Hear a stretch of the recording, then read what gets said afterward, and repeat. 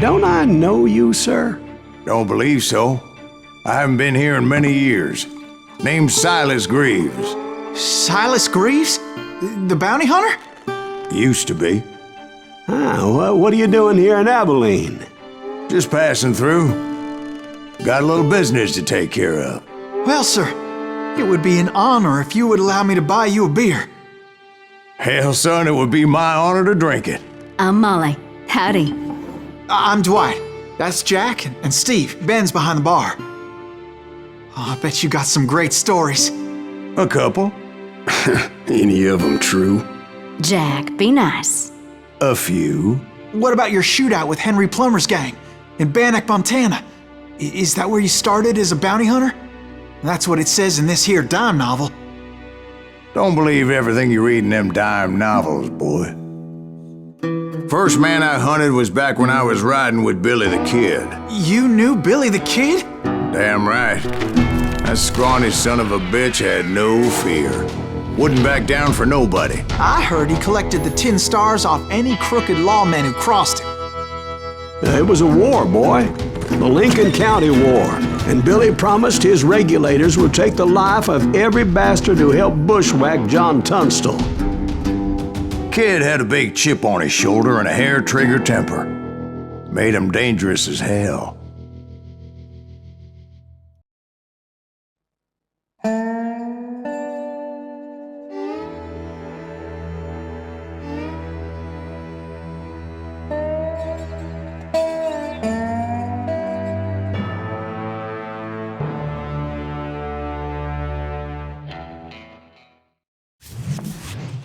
It was about 30 years ago. Billy was hiding out in an abandoned farm near Stinking Springs. I threw in with the kid because the man I had sworn vengeance on was riding with Billy's enemies. But before I tell you why I want that sumbitch dead, let me tell you what happened that day. I was heading back to the hideout when suddenly I had this funny feeling. Funny, ha-ha? No, Steve. The other kind of funny.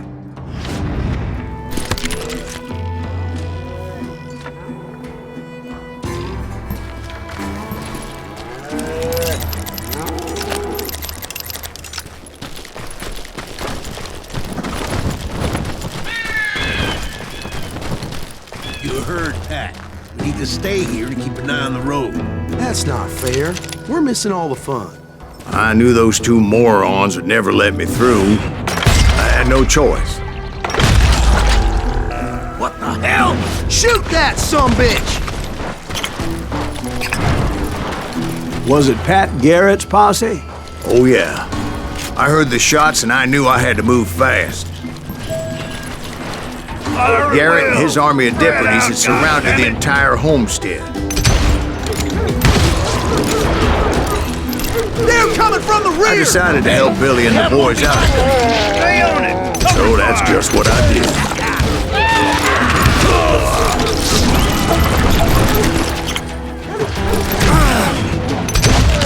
As the governor of New Mexico was paying for the kid's apprehension, Garrett was able to hire every gun hand in Lincoln County.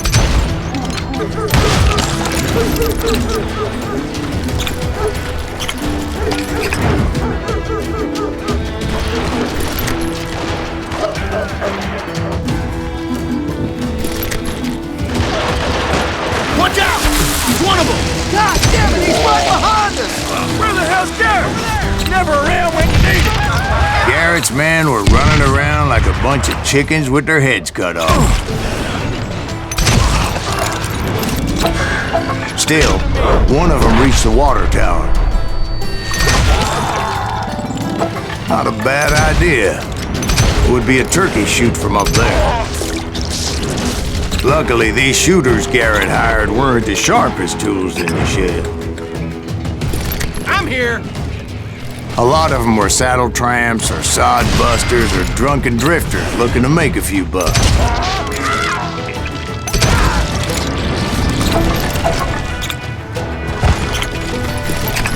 Then, I heard a friendly voice yelling at me from the window. "Back door! We'll cover you! Watch your flank! Truth be told, things weren't much better behind the house.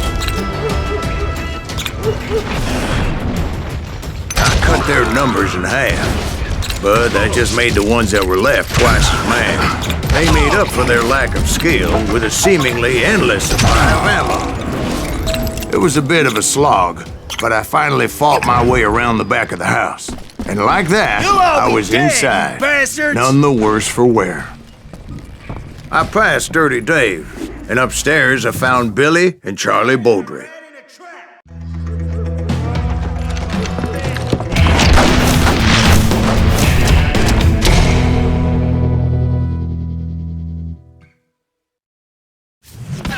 Billy looked at me and said, "About time, amigo! Grab a gun and get to the window!" Wait, so you were friends with Billy the Kid? Yeah, sort of. Anyway, we were surrounded by dozens of deputized shooters who wanted to do us harm.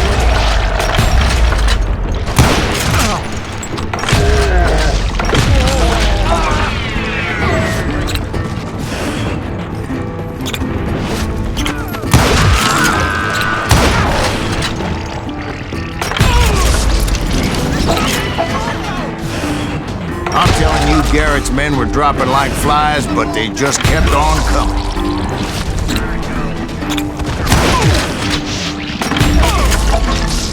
Someone shoot that bastard!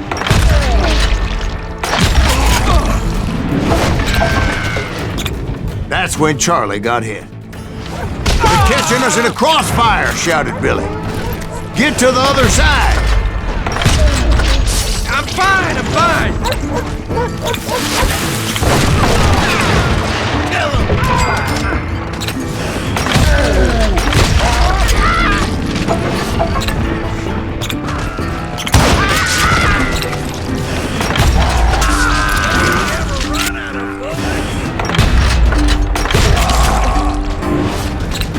Where'd he come from? I don't know how many of those cocksuckers I personally put down, but it was pretty clear, even to Billy, that maybe discretion was the better part of valor. What's that mean? It means that it was time to cut and run. "They got a Gatlin!" Billy shouted. "Get the horses and bring them round back. I'll draw their attention." He directed that order at me, and I thought, what the hell do I have to do? Wanna make a run for it! Those poor sons of bitches are done! Many would have fled in my place. But I had that false sense of invincibility that many young men have. Like Jack here. What are you saying, old man? Jack, he's just joshing with you now. Yeah, he better be. Mr. Greaves, please continue. Please, call me Silas, ma'am. Now, where was I? You were heading for the barn. Right. Making my way past a passel of fallen foes. Sounds like Garrett hired a whole regiment of hired guns.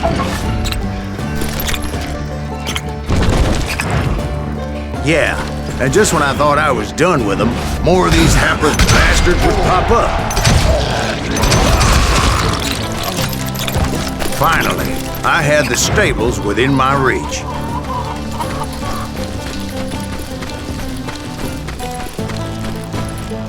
And that's when I met Sheriff Pat Garrett. I read that you went toe-to-toe with him, sir. That backstabbing bastard with that tacked-on tin star.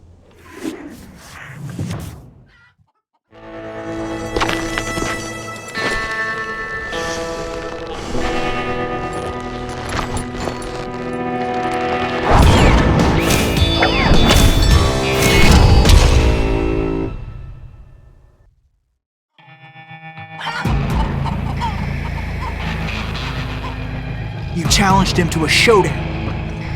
You read that in a dime novel? It said he showed no fear as he took your measure with eyes like a rattlesnake.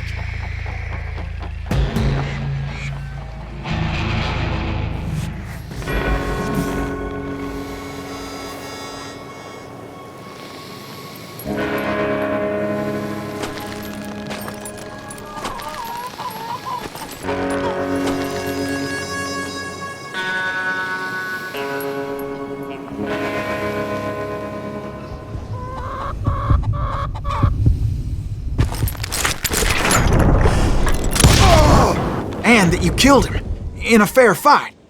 Is that what that Penny Dreadful said? No, boy. That ain't what I meant when I said I met Pat Garrett. So let me start again. I finally reached those damn stables.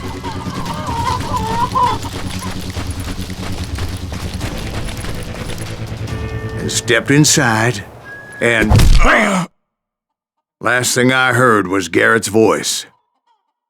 That's not Billy. And go on, how did it end? And, boy, that was just the beginning.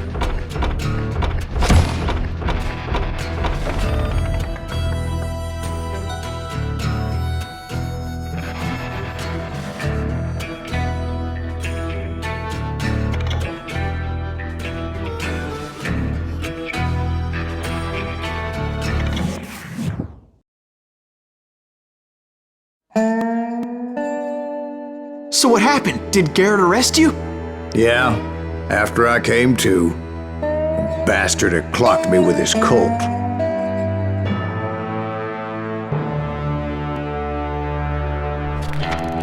And the kid surrendered? When he realized there was no getting out of there alive. So they locked you up in Lincoln? Indeed they did. Sentenced me to hang right along with the kid.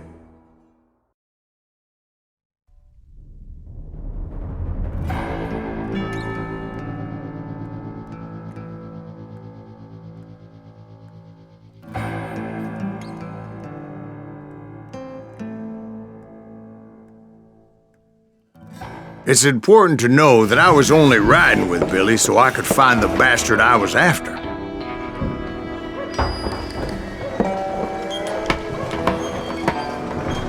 He was with John Kinney's gang, and they were sworn enemies of Billy's regulators. Why were you after him? I owed that son of a bitch a bullet for what he had done to me and mine. Instead, all I got for myself was a goddamn death sentence. Luckily, it was right around then that I heard Billy make his move. He shot Jim Bell and a few other guards as he made his getaway. Later, they wrote that some lady friend planted a pistol for him in the privy. What the papers didn't say is that Billy helped me escape too.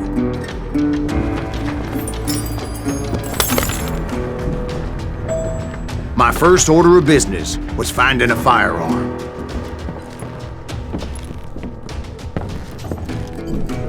Luckily, I located Deputy Bob Ollinger's mean-ass shotgun.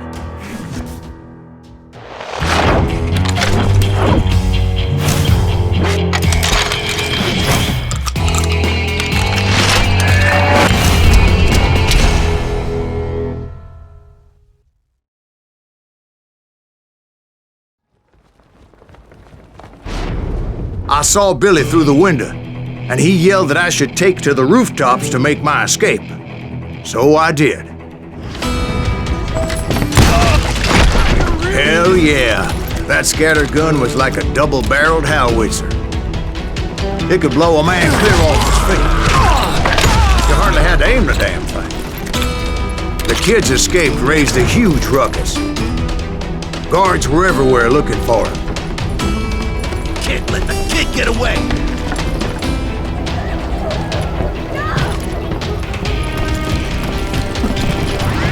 I had to jump from roof to roof like a damn alley cat. I followed the planks where I could, but some of that wood was slippery as hell. The whole town was up in arms. And suddenly, I was a fugitive.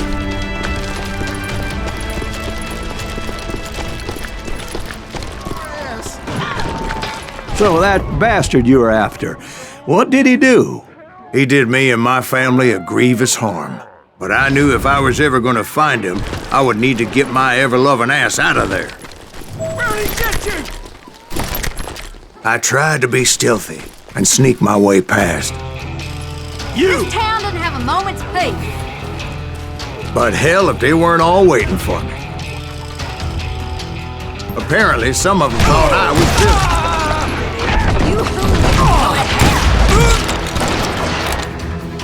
I'm putting you down! Look out!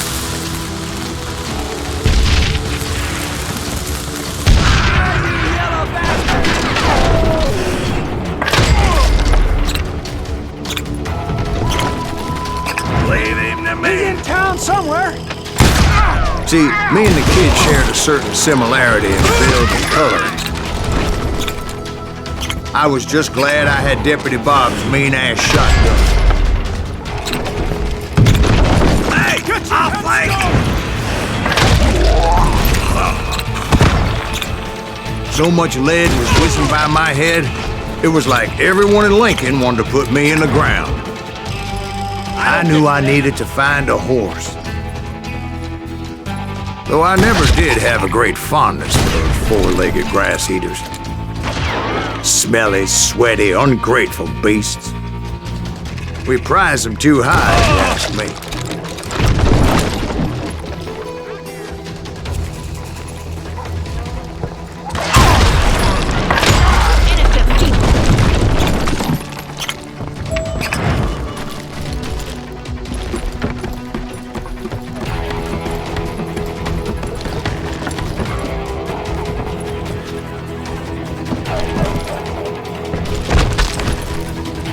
But where was the kid while you were busy getting shot at?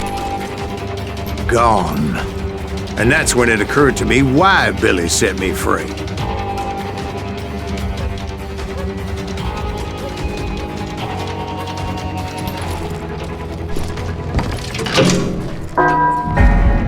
Got that son of a...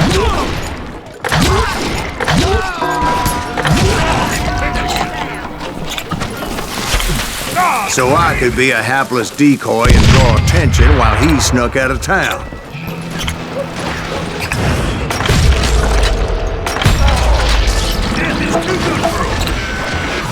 I knew if I made it out of there in one piece, no one would put a price on my head. Because everybody in Lincoln would be dead? No, because they all thought I was Billy. And all that blame would fall on him. Kill him! The women off the street! What the hell?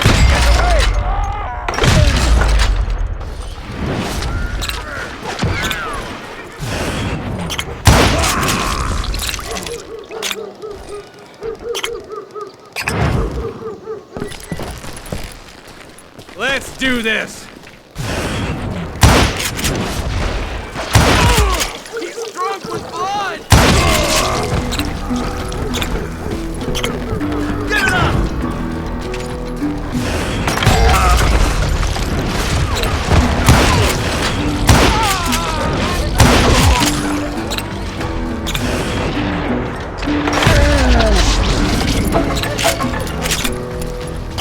Finally, I found what I was looking for.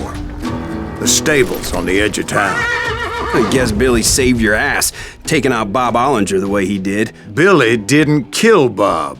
Well, sure he did. He dispatched him right after he shot Deputy Bell. No, sir. Because Bob came right up behind me, angry as hell that Billy had lit out. "Hello, Bob," I said. "I think you better let me go." And he says, "I don't think so, boy. Not with my shotgun." So we stood there in the middle of the street, eyeball to eyeball. He intended to kill me, and I knew I had no choice but to defend myself.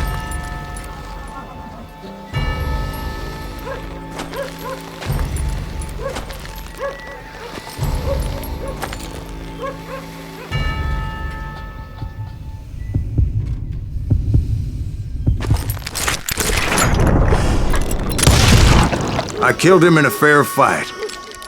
Everybody saw I had no damn choice. Well, Lincoln got a mite depopulated that day.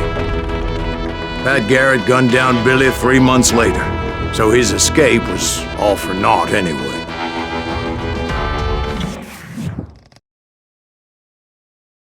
So where'd you go after Lincoln? Mexico. Until I realized nobody was looking for me. I ended up taking a job at the Rurales. The Mexican Rurales? I was hired to help them track down the Cowboys.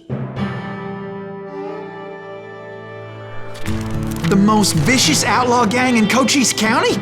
Curly Bill Brocious? Johnny Ringo? Led by old man Clanton himself. They must have paid you a pretty penny to take them hombres on. Not really.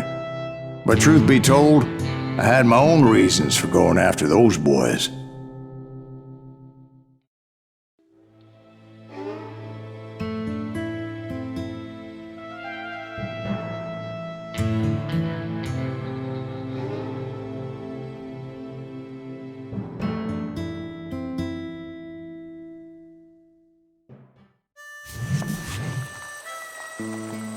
So was the bastard you were after now riding with the Cowboys?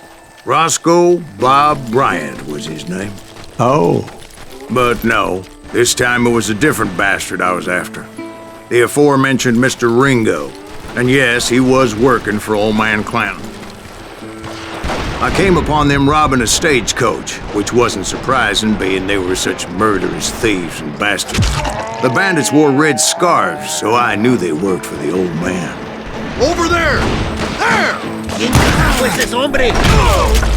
I did my best to help those poor people.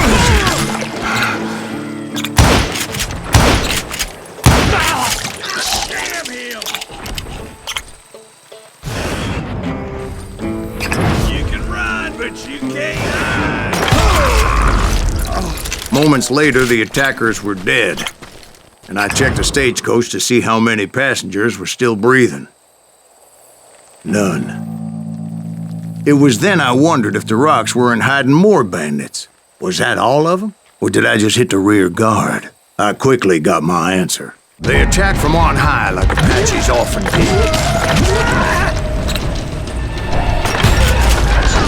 They would appear in great numbers from above and rain down lead on their hapless enemies' heads, making use of the high ground and whatever else they had. Yep, the Apaches always appeared out of nowhere, and there never seemed to be an end to them. Hold on. Were you attacked by Apaches? What happened to the Cowboys? Did I say they were Apaches? I said Clanton's Cowboys attacked me Apache style. I was in a pitched battle, but I was holding my own against an overwhelming enemy force. See, at the time, I was still pretty green and would often blunder into regrettable situations. But I just kept shooting at anything I could see up in those damn rocks. I didn't see Ringo, but I knew he was with the Cowboys. He and Roscoe Bob had done me a dreadful wrong, and I was determined to have my revenge. But to get to Ringo, I knew I'd have to fight my way past these other assholes first. Unfortunately, I was running out of ammo. Another perfect example of my relative inexperience as a hunter of men. I immediately knew that a tactical retreat was called for, as my vengeful fury was much less impressive without the bullets to back it up.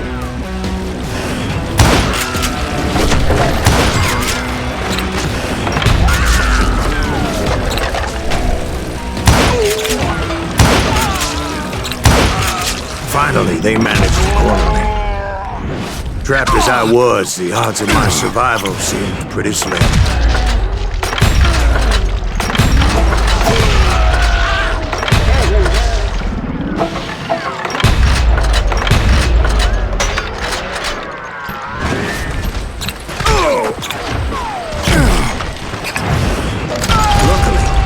Serendipity was on my side as I suddenly spotted a way out of my predicament.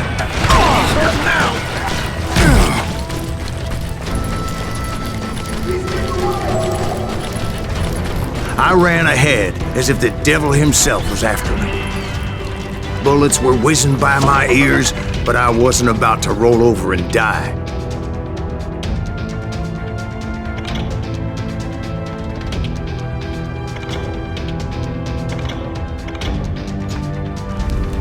I just kept running like there was no tomorrow. Because there wouldn't be if Clanton and his men caught up with me. As I was scurrying around those caves, I thought, what was I thinking? Going up against a gang like this? I just kept running, not knowing where the hell I was going.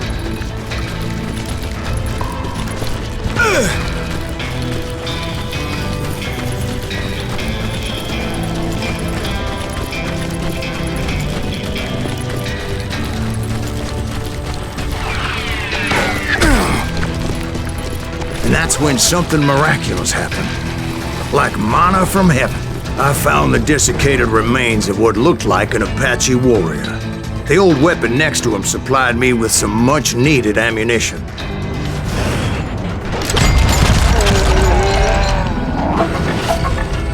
Bat Masterson once told me it was more important to be lucky than good, and he would know.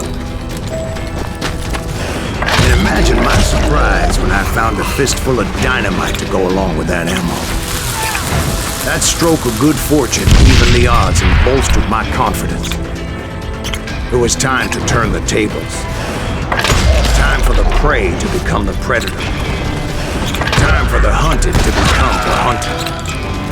Time. All right, Jesus, we get it. They were right where you wanted them. That's right, Jerry. I was done running. The old man's boys were not expecting that. No, sir. It was finally time for that old man to pay for his sins.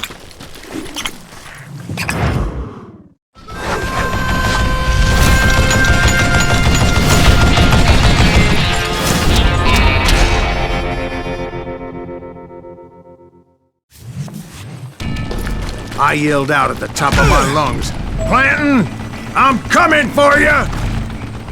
A little stealth might have made more sense, to be perfectly honest. Because that old fool had a Gatling gun and enough bullets to last him till kingdom come. But I knew I could not let that deter me. Not if I was to find and kill Ringo. I needed to get that old man off that gun.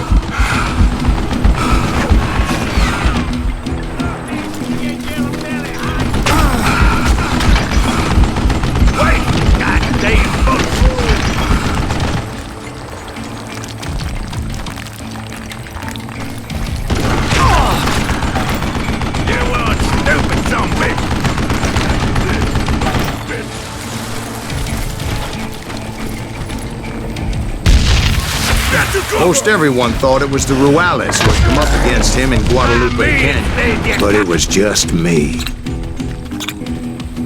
Apparently, one of the Cowboys made it out of there alive, and told Ike and Billy Clanton that it wasn't a Mexican who took their father's life that day. They just assumed it was one of the Earps, and that little misunderstanding eventually led to that legendary gunfight at the OK Corral.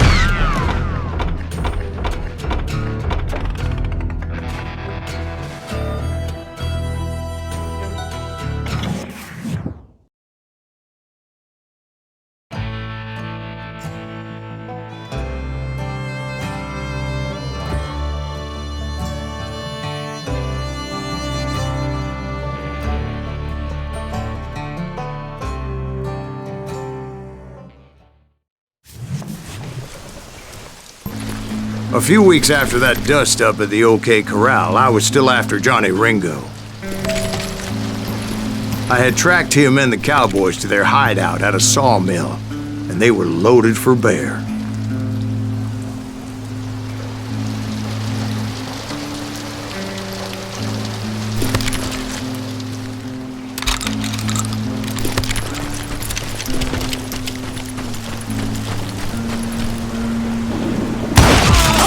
What exactly did Johnny Ringo do to piss you off? Well, him and that other bastard. Roscoe Bob Bryant? Yep. They both deserve to die, and I promise I'll tell you why. But first I need to tell you about the Cowboys' new boss, Curly Bill Brocious. Earp's coming! Get ready, boys. Hit the gun!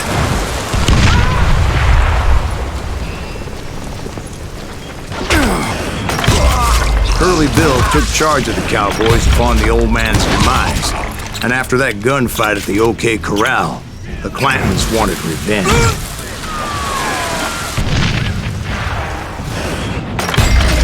So they murdered Morgan Earp and grievously wounded his older brother, Virgil. Kill him!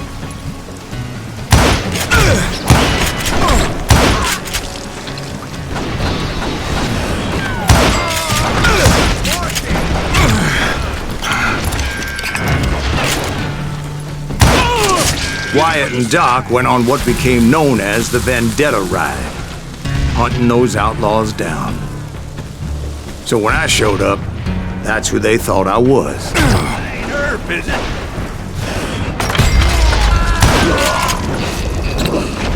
You yellow bastard!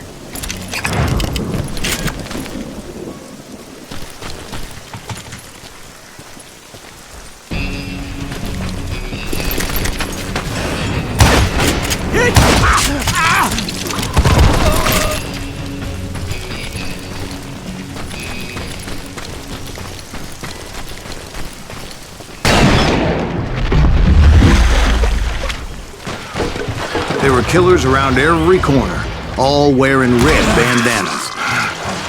That's how the Cowboys identified each other, and I was beginning to wish I had one myself.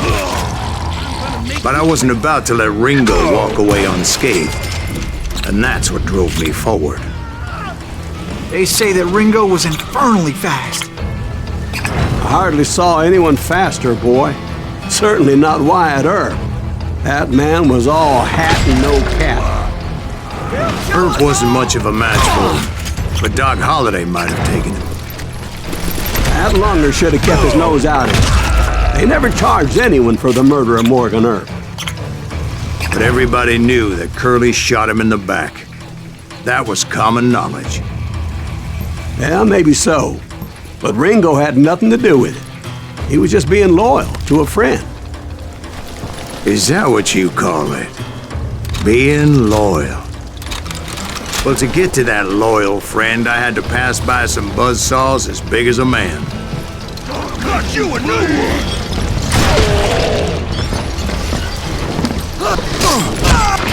Excuse me, sir. I have a question.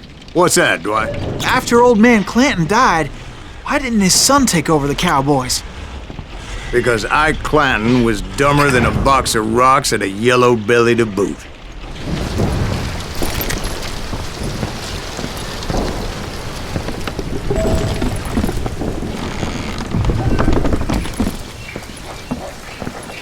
Now, where was I? Taking down the entire cowboy gang single-handed. Indeed I was, Jack.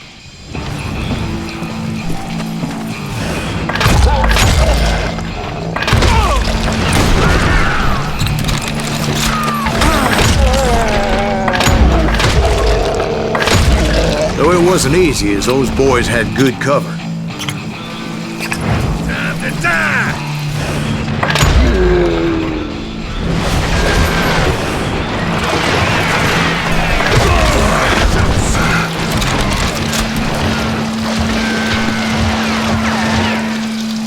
You bastard!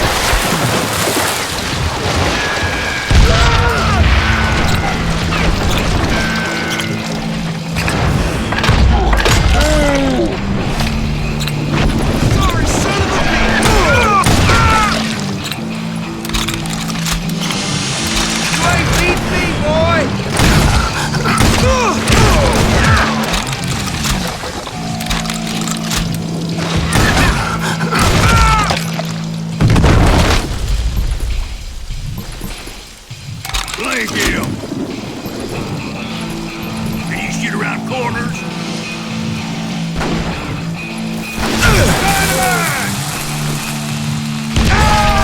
There were carts everywhere, piles of lumber, and God knows what else for people to hide behind. That really was one hell of a sawmill. Quite an impressive operation.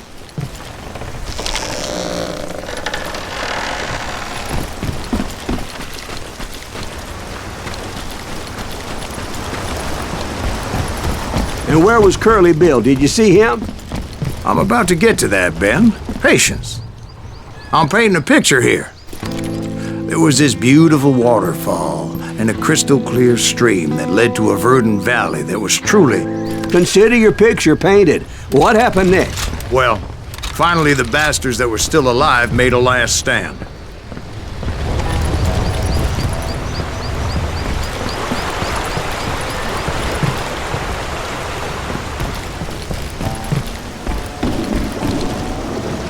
Curly Bill, Johnny Ringo, and his compadres took off into the lumber yard, and I followed after.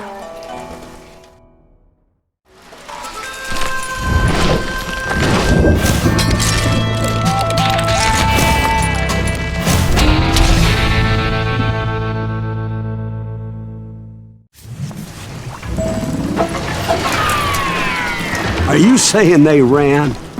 Cowardice was not in Ringo nor Curly Bill's nature. No, sir. I never said they were running scared. They just wanted me out in the open. Time to dance with the devil! Hide and seek! You working for Wyatt Earp? Let's see what you got! Did that sumbitch Earp send you to kill me?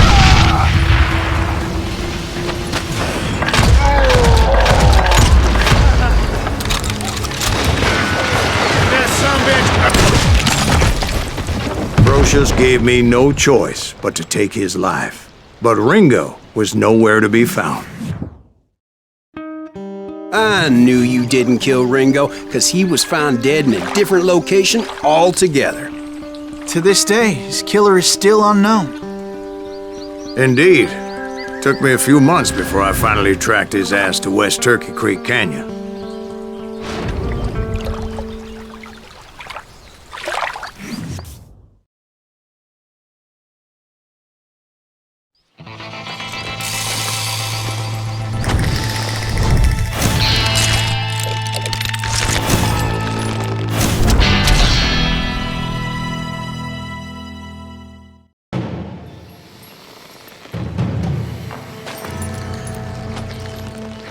That's incredible, sir.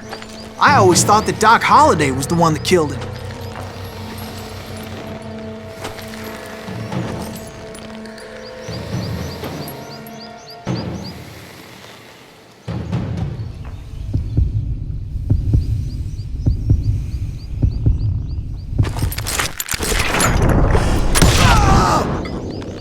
Sorry I had to ruin the legend for you, boy. But the legend ain't always true.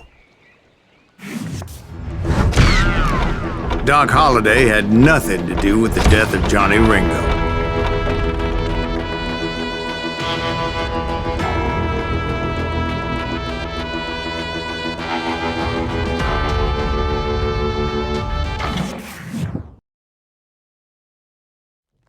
I was paid a healthy bounty for Ringo and Curly Bill, and realized there was real money to be made. That's why I went after Henry Plummer.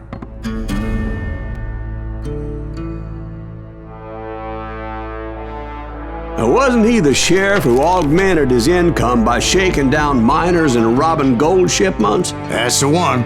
Oh, yeah, I remember him. He ran that gang of thieving outlaws called the Innocents. So it's true that you went toe-to-toe with him? Indeed I did, son. Indeed I did.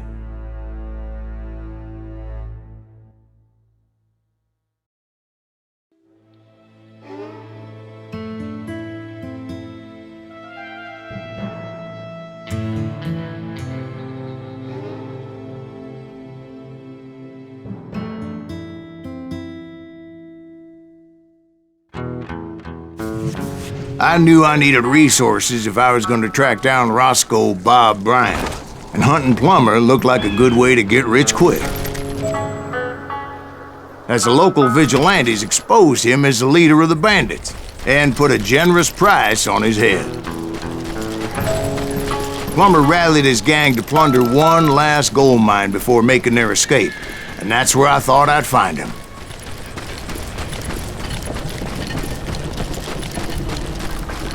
It makes me nervous standing so close to all these goddamn barrels of gunpowder. Why would you be nervous? No one has the cojones to come after us. As long as you don't light up a cigar, we're fine. My late father pointed out to me more than once. God made men, and Samuel Colt made them equal.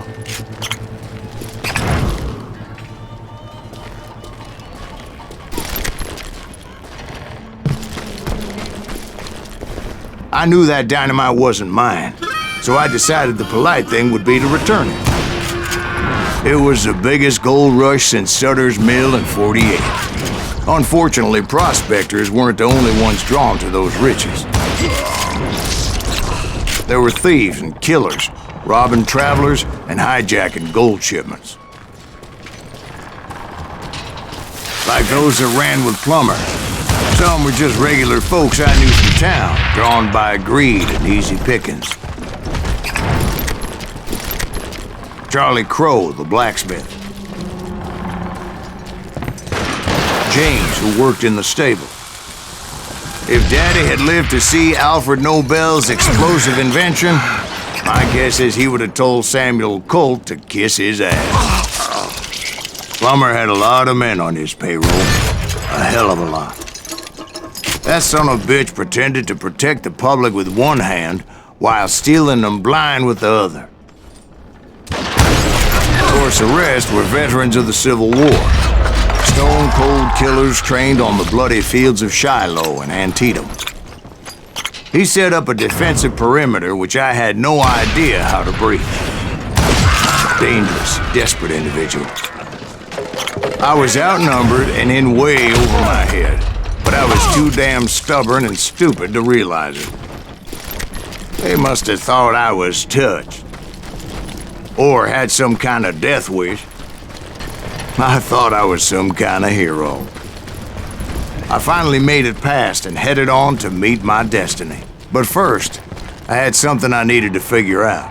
I had a few ideas on how to get into that mine, but once I made my decision, I knew there was no turning back. So my first thought was to enter the nearest mine portal. I saw an entrance. Made sense. It was the quickest way in, but that also made it more dangerous, as there would undoubtedly be enemy pickets posted along the way.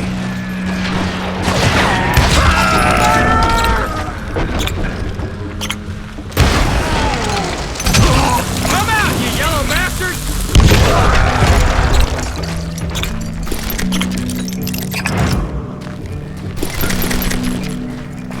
Besides, once you enter a mine like that, it's easy to get all turned around. And that confusing maze of corridors wouldn't even be the worst of it. Some of those shafts could be as deep as hell.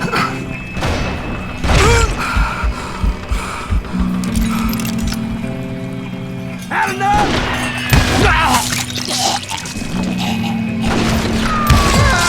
A single stumble or misstep can easily end in a deadly plunge to oblivion. Hey, I'll flank him! Time to blow your shit up! You can run, but you can't hide!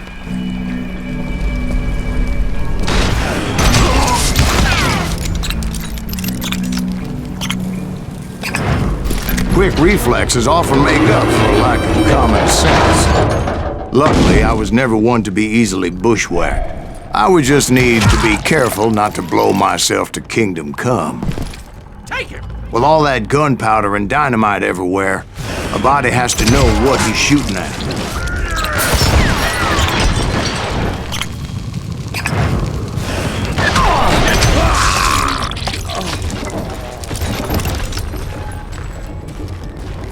One wrong bullet could have turned that mine into a dad-blasted tomb.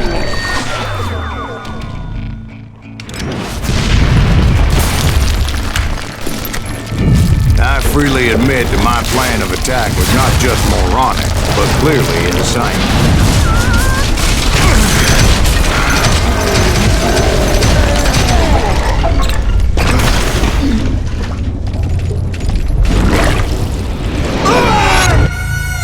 It's a good thing that I abandoned that ridiculous plan before I even tried it.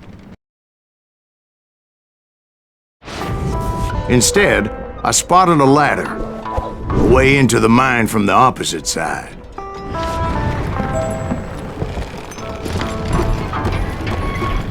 It was a long way around, but that approach seemed more sensible at the time. Of course, being I had a problem with heights, that scaffolding scared the bejesus out of me. Climbing down that ladder required some caution. Because even though I had a younger man's reflexes, no man can dodge a damn bullet while climbing down a rickety ladder. I was determined not to give up, however. As Sheriff Plummer seemed quite the despicable character. When the vigilantes discovered what the sheriff was up to, people were outraged. That 10,000 they put on his head would go a long way to helping me find old Bob. And I had made it my mission to settle that score come hell or high water. But first, I would have to make a choice. Take the elevator or climb the ladder. I picked the more convenient and more dangerous route.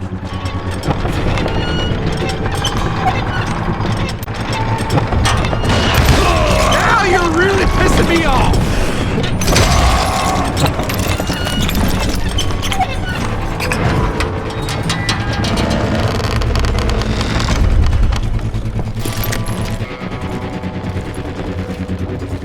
Plummer was a mad dog killer, and the people of Nevada City deserved better. Nevada City? Well, I thought Plummer met his maker in Bannock, Montana.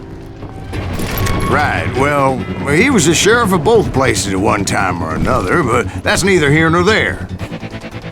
The point was, taking him down would save a lot of lives, including my own.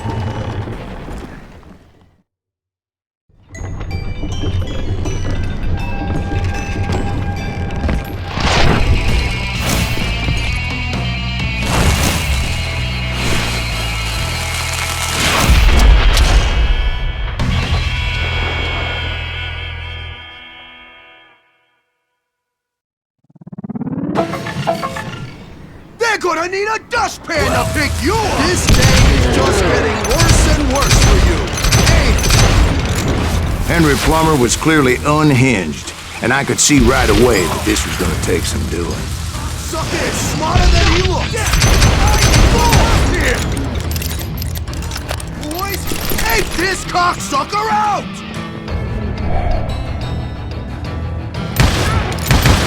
Almost as good as me.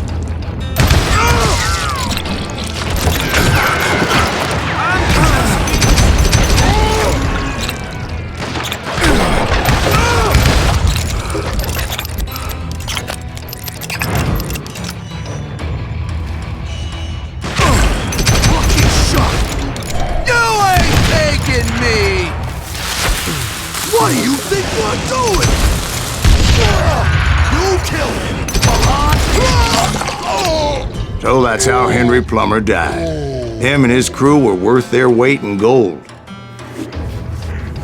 And now, I was officially a bounty hunter.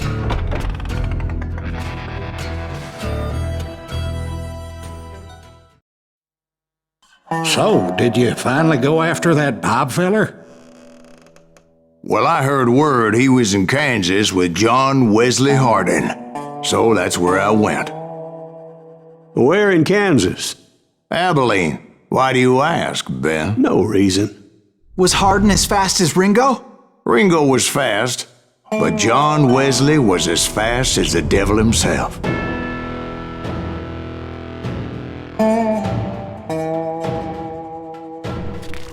Hell, he killed his first man at 15. From that day forward, he had a price on his head and wouldn't back down for nobody, not even Wild Bill Hickok himself.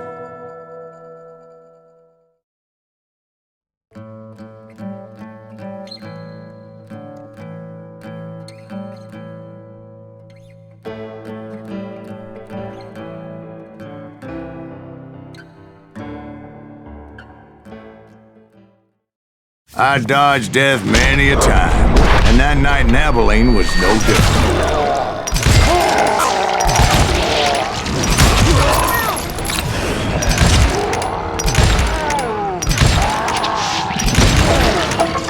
This is crazy! I thought the Texas Rangers got Hardin. Yeah, That's what they want you to believe. I was there with the intention of finding that bastard Bob and collecting the bounty on John Wesley. It was cold and a witch's tit and a brass bra that night as I fought my way past his loyal compadres to the very same saloon we're sitting in today. Look around and imagine this place painted in blood.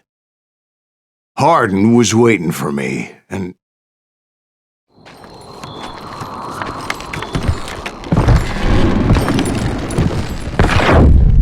wait, I'm jumping the gun here. Let me back up and give you some background on this sumbitch. He deserves that much. Don't you think so, Ben? John Wesley Hardin was a killer. By the end, he confessed to taking the lives of 42 men. Fathers and husbands, brothers and sons, men with families who cared about them. He was a bona fide folk hero by then, and had amassed a gang of armed miscreants and other assorted thugs. He and his men set up camp outside of town, and I was hoping Bob was among them. God damn it! Shoot that son of a bitch! They didn't ask why I was there. They knew, as most of them were wanted as well. I had to spill a lot of blood to find out Hardin wasn't in that camp. He was carousing in town with his closest friends. Hardin's boys apparently didn't want me to reach the Bull's Head. Some were hightailing it into town to inform their jefe of my unwelcomed presence. You can't hide! Time to feel you full of lead! Tell Hardin someone's coming for him! Stop that sumbitch! Let the boy know we got another I wondered load if Bob was among them.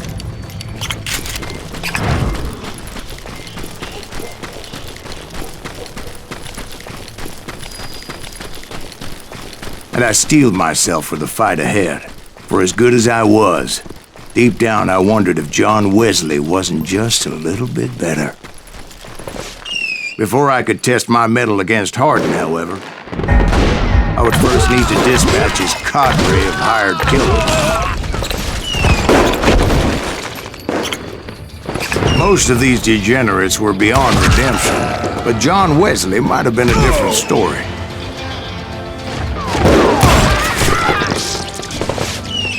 I didn't learn until later that that night was in fact his birthday celebration.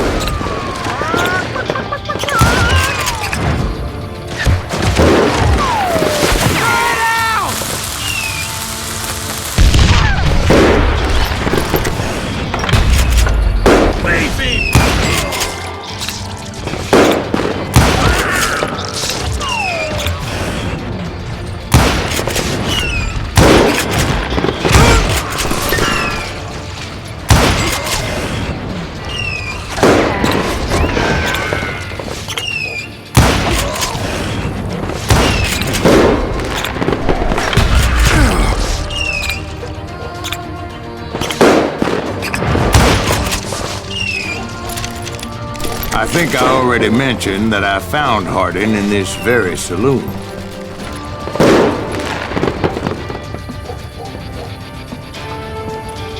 Suffice it to say, nobody there was happy to see me. In fact, I felt a certain hostility.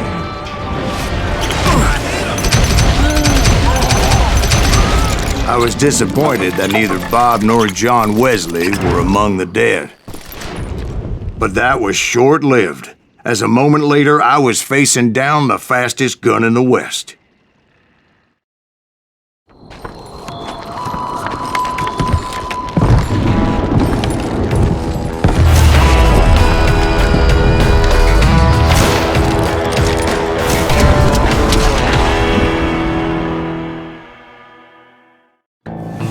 I felt a bolt of adrenaline, or maybe that was fear.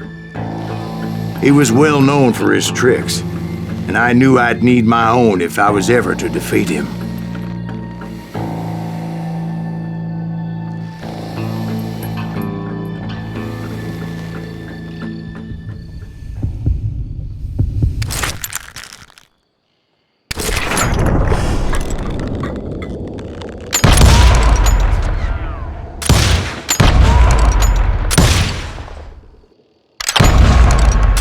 That man was faster than greased lightning. But being inebriated as he was, he didn't count his shots. And now, he was at my mercy. So he didn't die? No, I sent him to prison. Years later, after he was free, some restless avenger took his life. Shot him in the back at a saloon just like this one. Anybody up for another beer? Ben?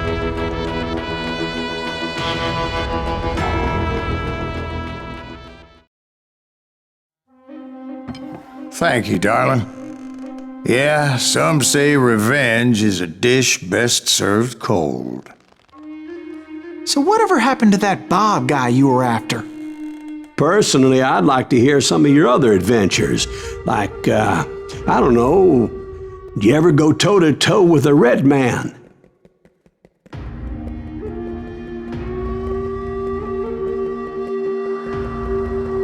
Yes, I did, Ben. I remember once I was after this renegade Apache, Grey Wolf.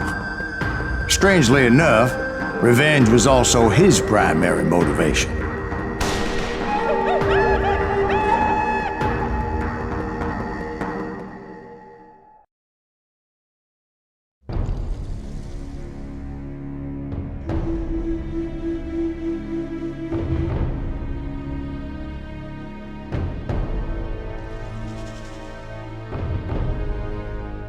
A bounty was put on Grey Wolf's head, and that's how I came to hunt him in the mountains.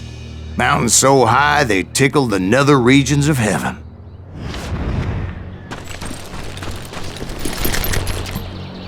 Grey Wolf was a Chiricahua Apache medicine man who had led a war party in revenge for a massacre against his people. The U.S. Army had attacked his tribe during his daughter's sacred sunrise ceremony, and the slaughter was unspeakable. I understood his anger, as there's nothing more traumatic than seeing those you love die in a cruel and painful death. Right from the beginning, I couldn't shake the feeling that Grey Wolf was watching my every move. He led a band of young Apache warriors who wanted retribution and were more than willing to die for him.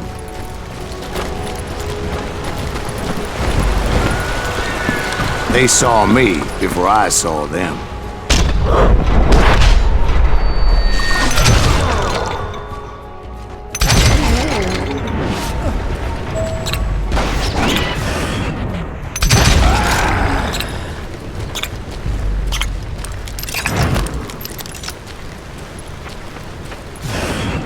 Crossed my mind that maybe this wasn't such a good idea. But now that the shooting had started, there was no backing down.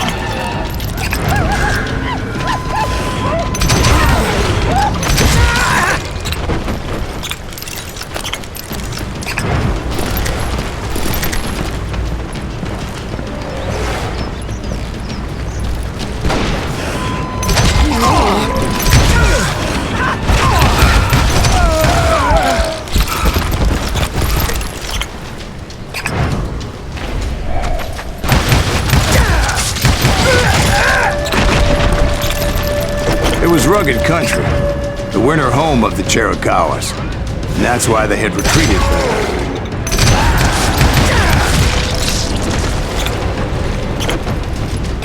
I admit to having some regrets about going after them the way I did.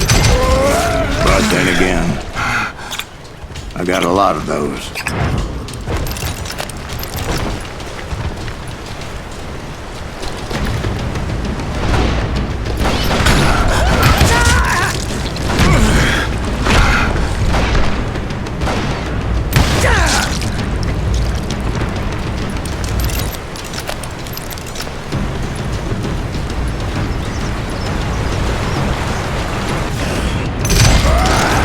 Find Grey Wolf?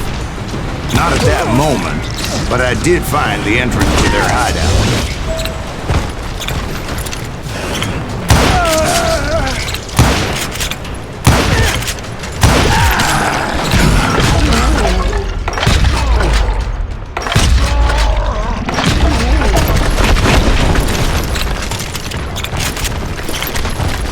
A deep crevice that led to a deeper cave. Don't tell me you went in there. Yeah, but it's not out of bravery so much as pure, angry cussedness.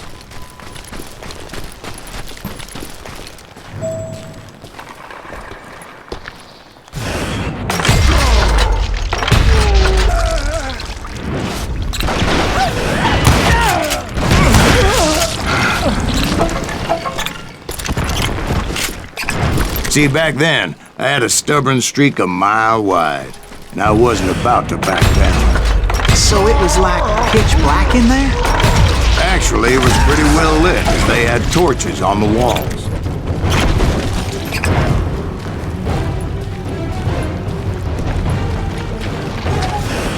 How big was his cave? Big as hell, Ben. Chiricahua had hid out there during the Indian Wars.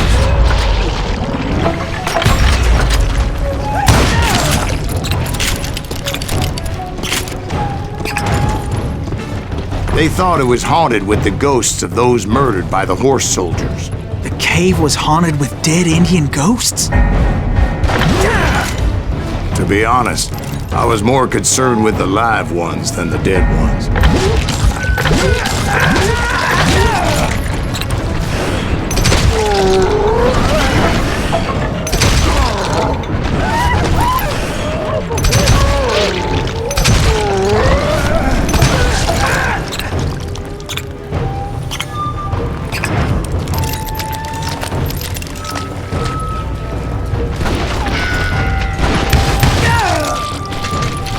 How come you know so much about Indians? A few years back, I was married to 2 Mescalero women. At the same time? Yeah, they were sisters. Polygyny is traditional among the Mescalero. So what happened? Oh, I had to get out of there. Those girls never shut up. Both of them nagging at me all the time. Drove me half crazy. Haven't seen them since. No, I mean, what happened with Grey Wolf? I came upon this flooded grotto, and that's when I saw him. He came to me unarmed and unafraid. His voice echoed in the shadows. And I sensed he meant me no harm.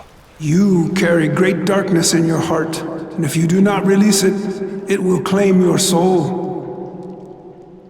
The sound of his voice put some kind of ancient Indian spell on me. As his story unfolded in my mind, You will come to this place again and kill many more men, and the darkness will grow until it consumes everything that you are. The soul would have no value if the eye had no tears.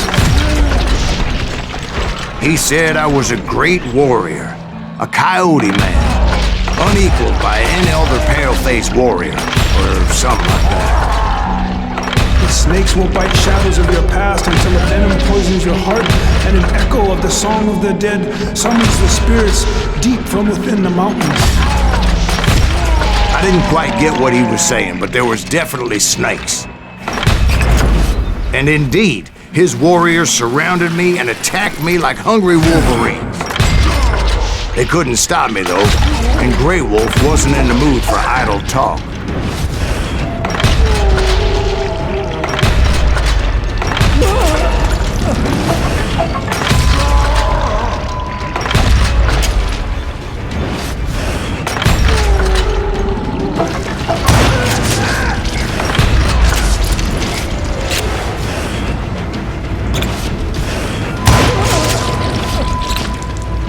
I swear I couldn't see any way out of this trap. But suddenly, one just appeared. Kind of like a miracle.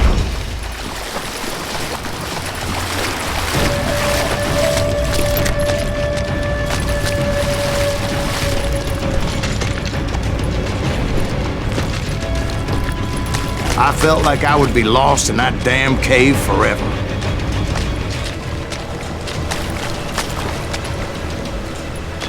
Finally, I found myself back outside, perched on the edge of the precipice, overlooking a thundering whitewater river. To get where I was going required several leaps of faith, but no way in hell I was turning back. I chased after him, determined to make him explain the meaning of all that mumbo-jumbo. Mumbo-jumbo is right. Are you making this all up as you go? A few details may be fuzzy, brother, but I am relating exactly what happened to me. There were dozens of Apache warriors aiming at me from on high. Dozens? Well, maybe not dozens, but there was a lot of them. At least 3 or 4. Well, more than that, little lady.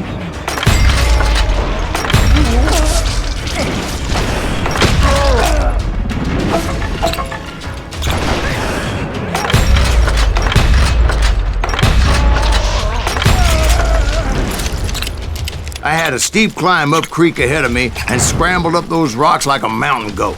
I was determined to locate Grey Wolf and find out exactly what the hell he was trying to tell me. And wouldn't you know it, that crafty son of a bitch led me right into a trap.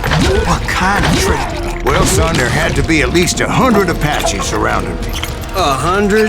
God be my witness. Oh, come on. Who you kidding? Hey, I believe you. Come on, tell us how it ended. All right, but I'm not gonna drag this out. Where were we? You were surrounded by 100 Apache warriors. Well, I didn't take the time to count them exactly, but there were a lot of them.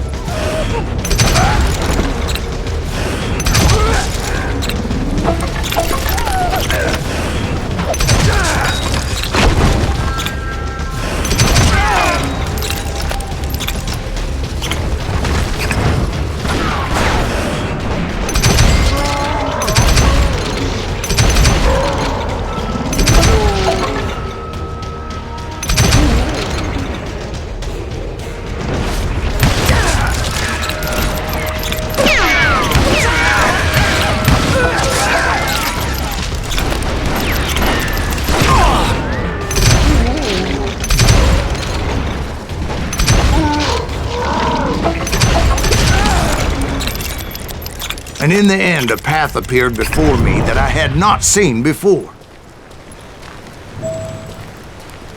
I followed it as I desperately needed to find out what Grey Wolf was trying to tell me. But it was like that son of a bitch disappeared into thin air.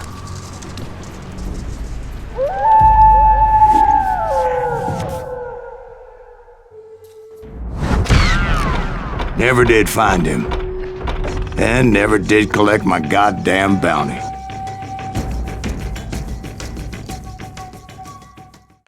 Thank you, darling. It's interesting how the truth can sometimes seem might malleable, depending upon your point of view. Like how those dime novels make you out to be something you're not? Jack, don't be starting trouble. No, he's right. They do tend to exaggerate. Did they exaggerate your part in taking down the Daltons? Well, I was there in the flesh, boy, so I saw what happened firsthand.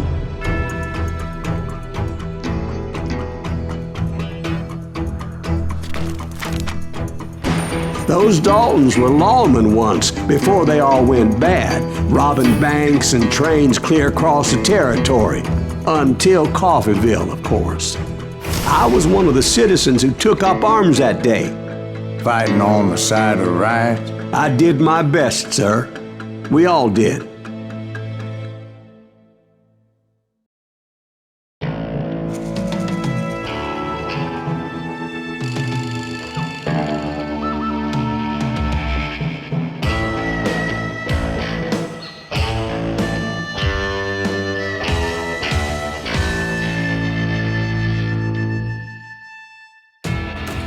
It was early morning.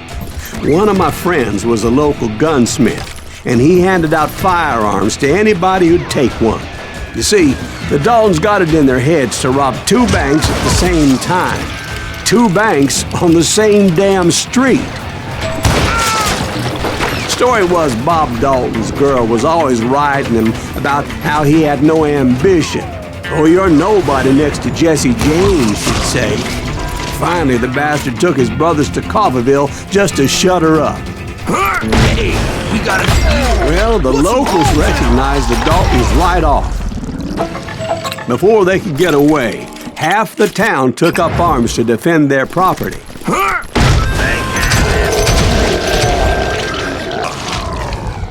The brothers paid dearly for their stupidity, but everybody knows they had it coming. There's more to it than that. I read all about that day, so I know for a fact that it went down very differently. First of all, it was high noon. A posse of U.S. deputy marshals were on the rooftop across the street. Get ready, man. They're gonna make a move. The lawmen had been tracking the Daltons for months. Now they finally had them dead to rights. Among them was a bounty hunter feared by many a lawbreaker. This man had no intention of letting the Daltons slip away. The marshals tried to get the Daltons to surrender. They'll give up. We just gotta wait till some bitches out. But this bounty hunter knew that the brothers were far too proud to ever lay down their guns.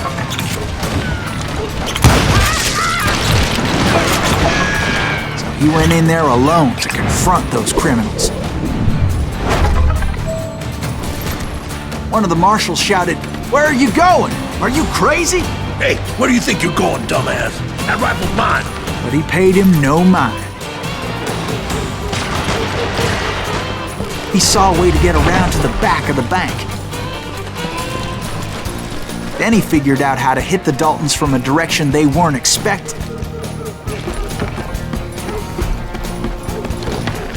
A moment later, he was climbing up a steep ladder, laughing at danger as he did.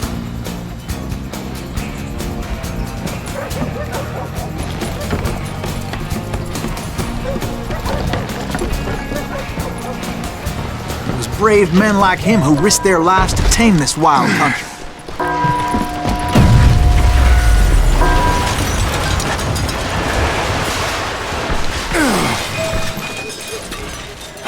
We've got company.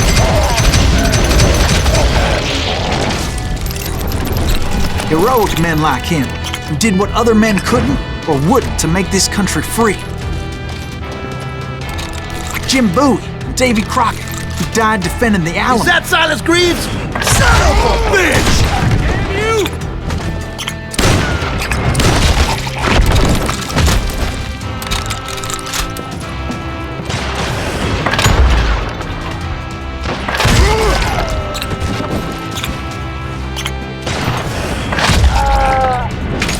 Now you're really pissing me off!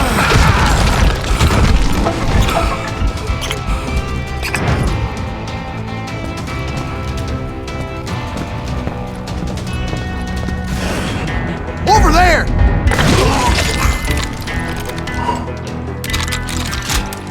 That's Silas Greaves! What the hell? Blam! Blam! He came away victorious, taking down those thieving Daltons. His name was Silas Greaves, and when the dust finally settled, he was the last man standing. Sorry, kid, but that just wasn't the way it happened.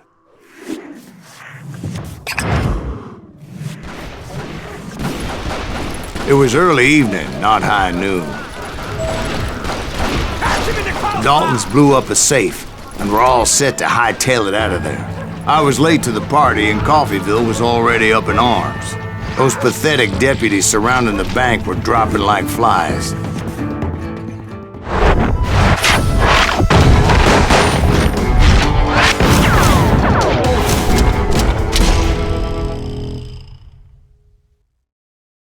I had been tracking those jokers for months, waiting for them to do something reckless. Come on, smoke this son. Finally, they did. Those stupid bastards decided to rob two banks at the same time in the same town where everybody knew them. But they still had friends in Coffeyville.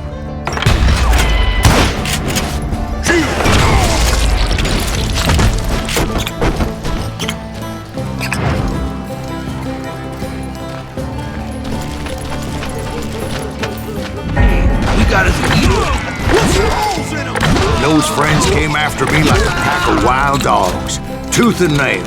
They were coming at me from all directions. I caught sight of the Daltons running with the money and didn't want to lose them. Problem was, they knew the town better than I did. And to top it off, I found myself in the middle of another shootout entirely. Think they know who we Did the are? Daltons hole up in somebody's house? No, it was the Smiths, I believe. They were cousins of the Daltons. And they were shooting at the Browns, who were shooting at the Daltons. Which wasn't any surprise, because those two families have been feuding forever. And since the Joneses are related to the Browns, they shot at the Smiths, pissing off the Heimhoffers, whose daughter recently married a Smith. Well, bullets were flying every which way as all the old feuds in Kansas caught fire all at once. There was a hell of a lot of pissed off people in Coffeyville that day. But that's just the way life is sometimes. Shit happens.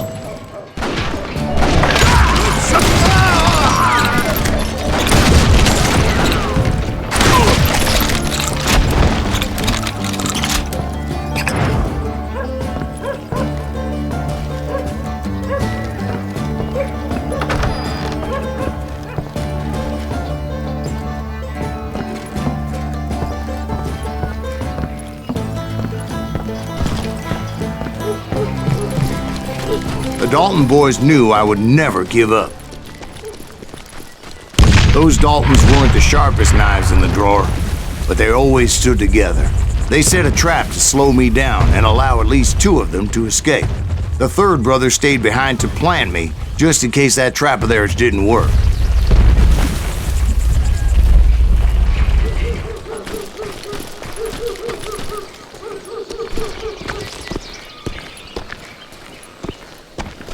It was Emmett, the youngest, and he decided to stand his ground and face me down. I ain't afraid of you, Silas Greaves. This is where it ends for you.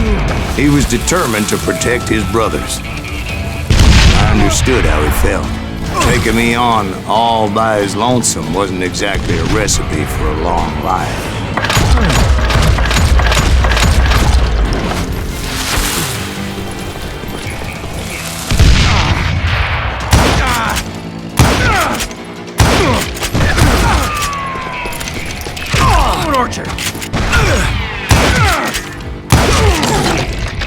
But Emmett Dalton survived the robbery in Coffeyville. He's the only Dalton who did.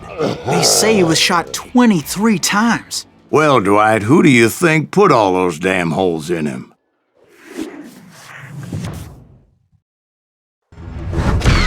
But I have to admit, that boy had grit.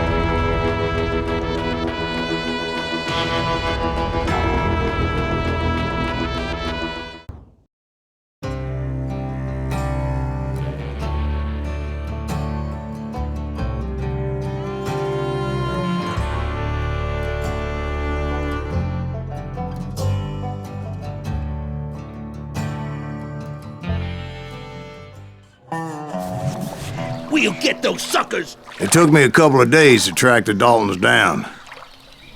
They can't get away with this! And in that time, a whole posse of local vigilantes offered to lend a hand. We'll track them to the ends of the earth. They seemed as determined as me to find those outlaws. But as we headed into those swamps, it was like I had my own private army. There was no way those boys were getting away this time.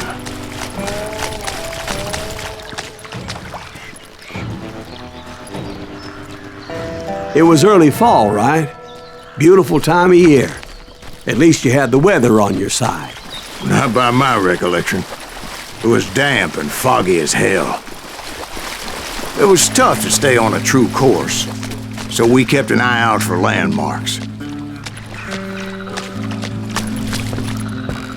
It was autumn. The maple trees were in full color, red as blood.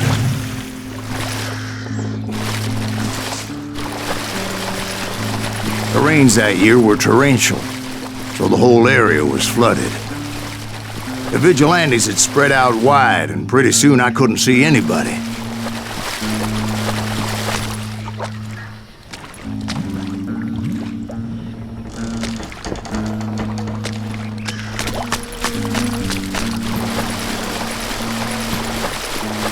Bury them in the swamp!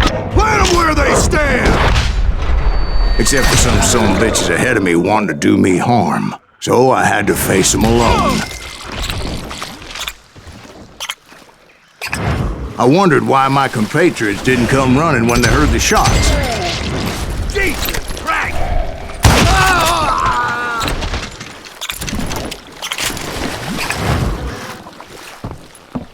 So did you find the Daltons? Not yet, but I did have the questionable pleasure of meeting a few of their friends. Sorry, son of a bitch!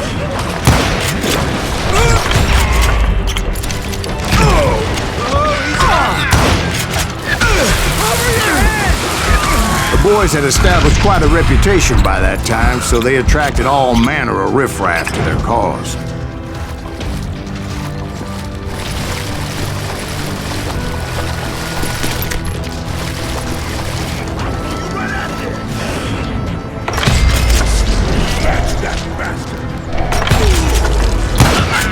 This is gonna hurt! Shoot him in the head!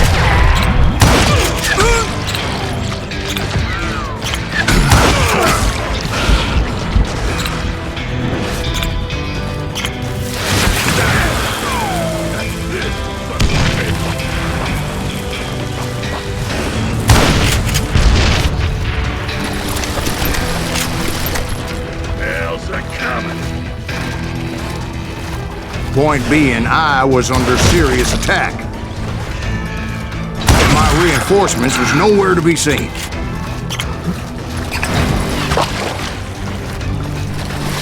Somebody kill that sumbitch! That was too damn close!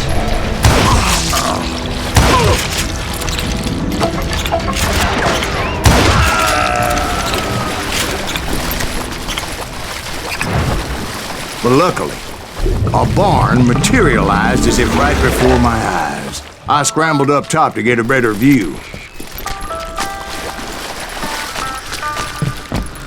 But just ended up falling inside. So, how did you get out? The barn doors was open. About right then, I saw some suspicious characters running through the bushes. Of course, I followed them. But that goddamn swamp was like a goddamn maze, and pretty soon I had no goddamn idea where I was. Steve? So I just started walking, and pretty soon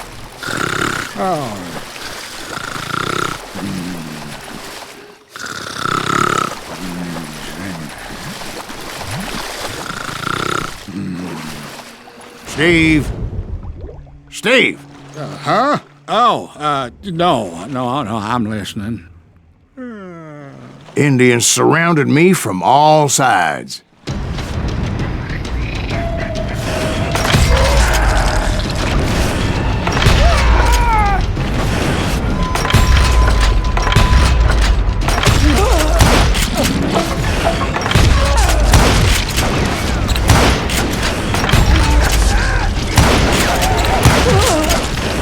Indians?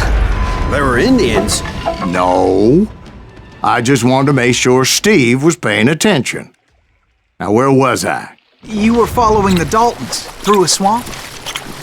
That's right. See, Steve? Dwight's paying attention. No, I'm listening. I was just resting my eyes. So, where was I? The Daltons. Right. See, there's a reason so many outlaw gangs are made up of brothers. Being a brother is a very sacred thing. It's a bond like no other.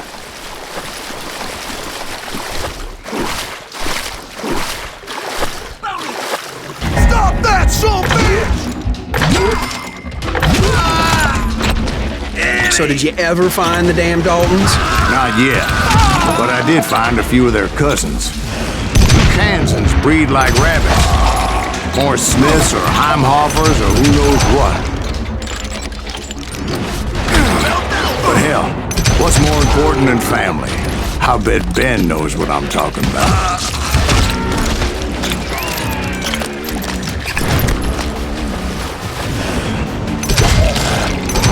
That beat us off! Spread out!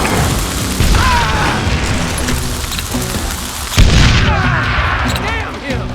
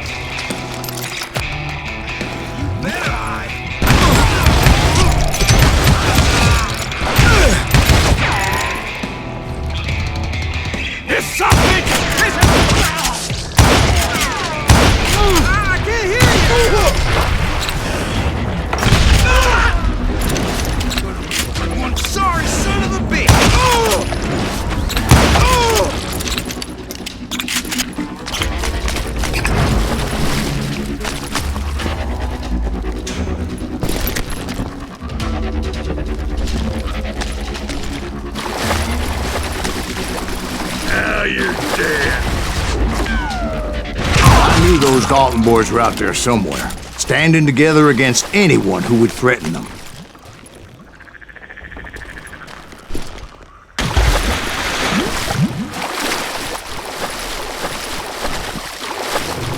And that's when I saw it. A goddamn steamboat. A steamboat in a swamp? Yeah, Steve, but this wasn't much more than a wreck, really. But how'd a damn steamboat end up in the swamps? Guess it floated off during the flood of '89. Now, was it a stern-wheeler or a side-wheeler? What? Does that really make a difference, Steve? It was a steamboat with a goddamn army on board. It was then that a fusillade of bullets come raining down from on high, and those vigilantes who accompanied me weren't anywhere to be found. But among those men that were shooting at me, I thought I saw some familiar faces. Stop standing next to dynamite!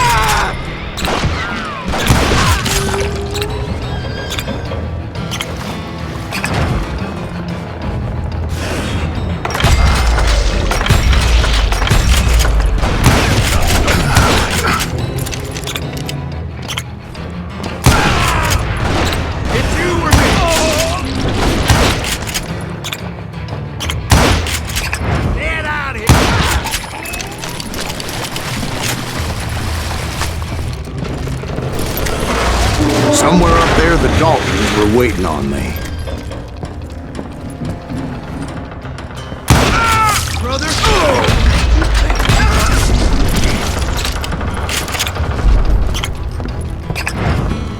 Sounds like you don't give up too easy. That's the kind of man I am, Ben. I set out to do something. I do it. Surrender just ain't in my nature. Plus, I'm stubborn as hell.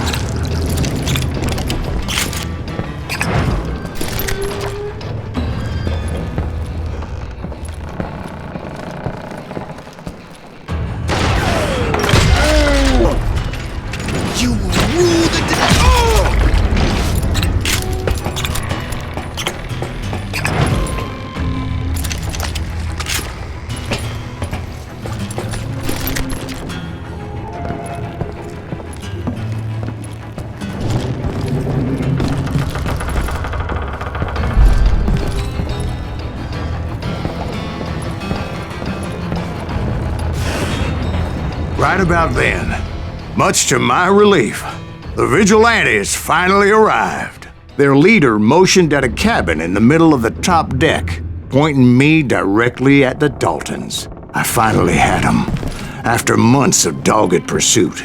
But it turned out that they had me. Take him out! I'm sending you to hell!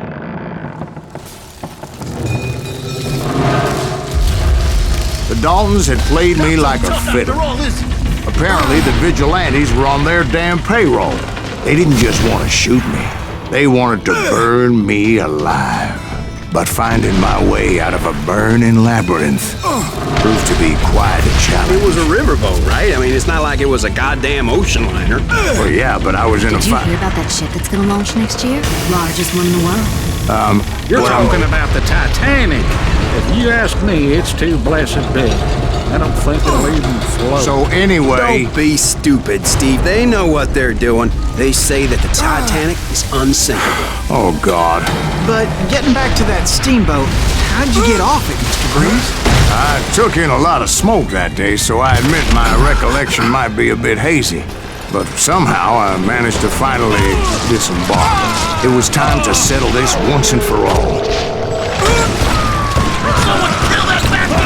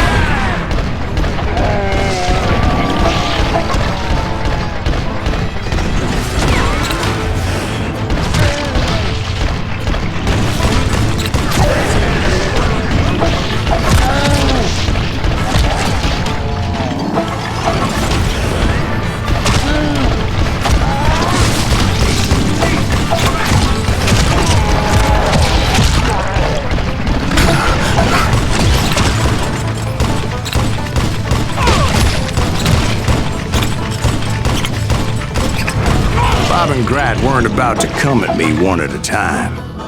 They were in this together. Two brothers side by side, determined to take me down. Confident that this time the odds were on their side.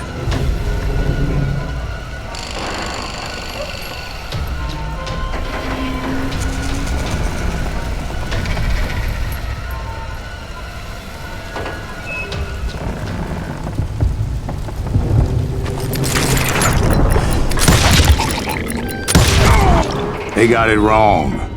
A sad end for those two. If they'd only known that Emmett was still alive despite his wounds. Paroled 14 years later, he moved to California and sold real estate and lived off the legend of that fateful day. And the tragic death of his two brothers.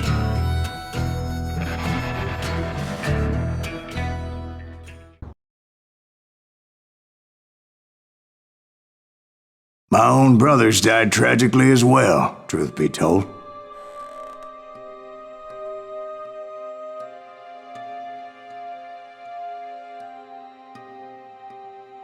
It was 1868, and me and my older brothers were pulling a tidy profit running cattle into Juarez, Mexico.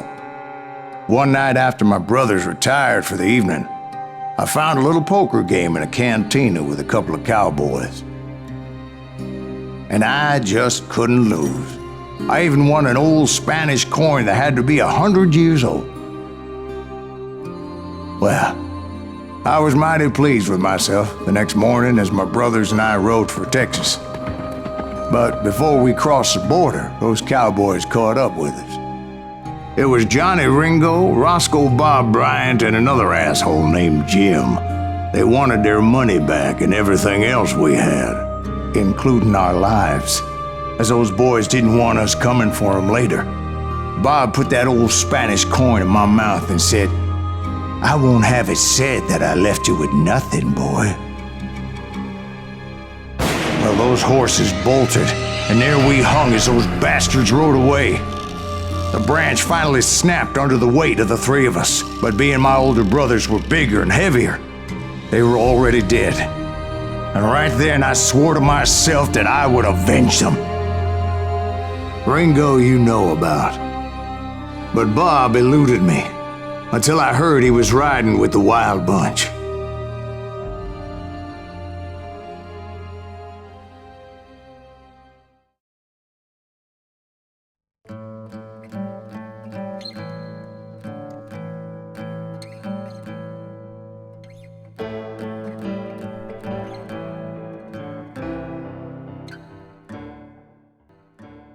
I'd been on their trail for months, ever since they left their hideout in the Bighorn Mountains. Led by Butch Cassidy, they were a loose association of outlaws who robbed banks and trains from Colorado to Montana. Among them was the Sundance Kid, and that murderous hombre I was tracking, Roscoe Bob Bryant. Were you a part of that giant Pinkerton posse after the Wild Bunch? No, boy. A circus like that would have slowed me down. Besides, I wanted Bryant all to myself. I'd heard about a large shipment of gold being transported to Wilcox, Wyoming on the Overland Flyer. They blew the bridge with the intention of forcing the train to stop. Well, I assumed the Wild Bunch was likely in the still intact part of the train high above. So I had no choice but to make my way up through the passenger cars dangling down. I was determined to make that sumbitch Bob pay for what he did to my brothers.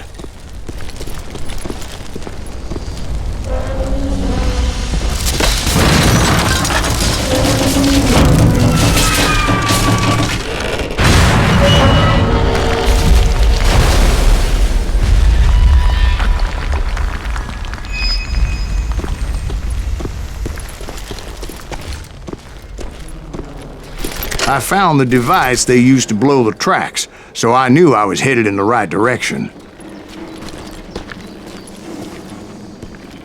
My ears are still ringing from blowing up that bridge. What'd you say? I can't hear it. Well, I made my way off unscathed and came upon a few members of the gang and had no choice but to dispatch them. That's you, From there, I had to negotiate an even more precarious route. But first, I would need to get my ass out of there.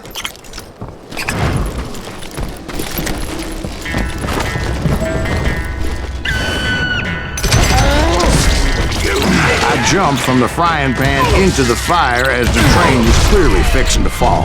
I had found the gang, but in order to find old Bob, I needed to fight my way forward past a whole passel of desperados.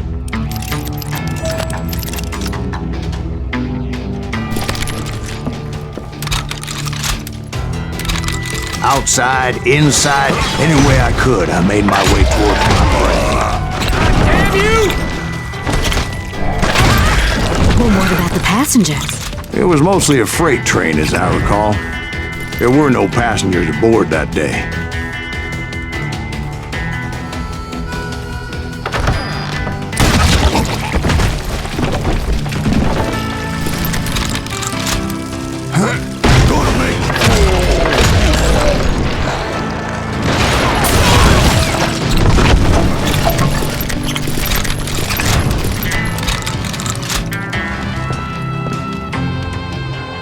As I mentioned before, I am not fond of heights, but I was too busy dodging bullets to worry about falling to my death. Odds were I was likely to die that day anyway, so I was determined to take down as many of those bastards as I could.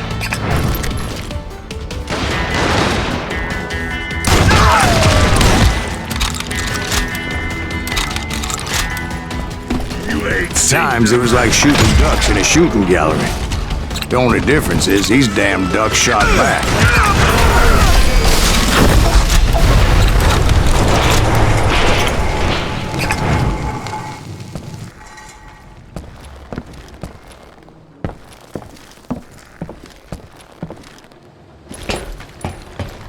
I kept hoping the law would show up and give me a hand. You mean like that giant Pinkerton posse that I read about? Did they come riding in, guns a-blazing to help?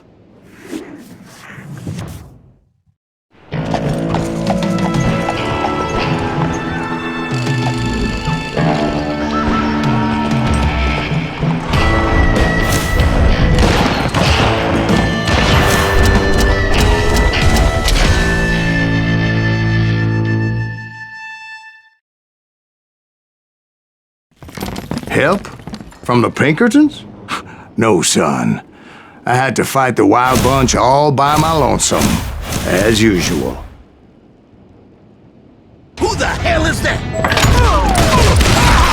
Get out of here, man!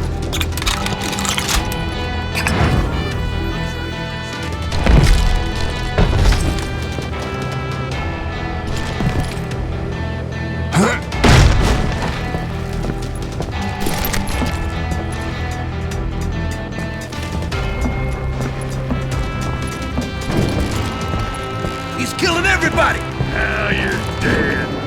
He'll kill us all! Run! I'm gonna...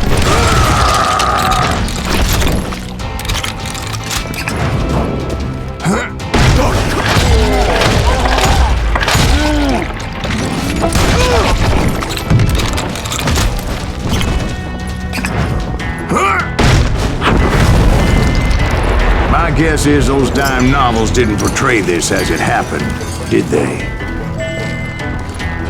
Only a few stragglers were left. I had to cut them down pronto if I was going to stay on old Bob's trail. Can't hear you!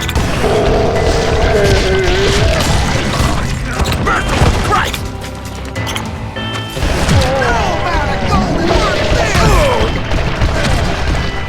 Run! If you want to live!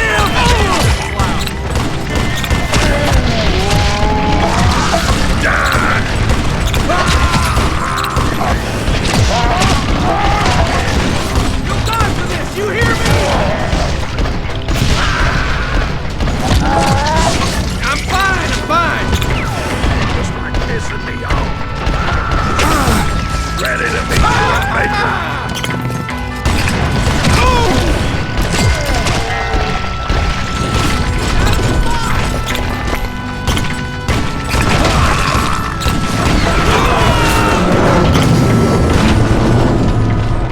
Once I silenced all those guns, I went searching for my nemesis, determined to finally have my justice. But the only survivor who welcomed me was George Flat-Nosed Curry. Who was he?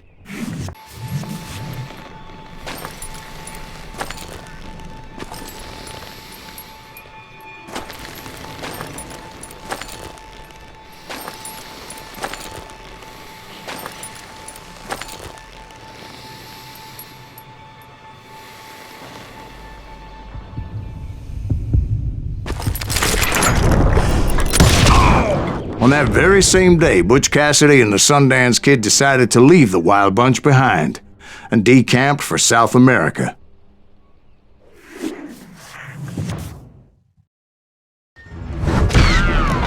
They ended up living down there for many years, but I'm sure you already know all about that.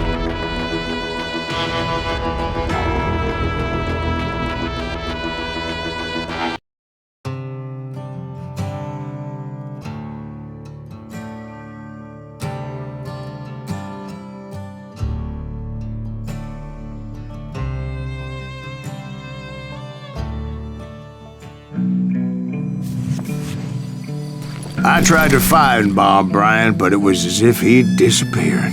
Sometime later, I heard the Wild Bunch was back together. Kid Curry escaped from jail, and now he was running the whole shebang. So I took to their trail, as I was still in pursuit of my brother's killer and hoped that he was back with him.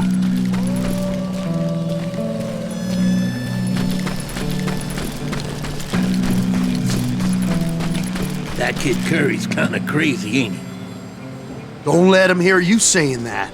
Anyways, I tracked those boys to a camp right outside Parachute, Colorado. Who's shooting at us? We're under fire! Being outnumbered, I didn't bother with a warning shot. I just started taking those bastards down. It's you or me?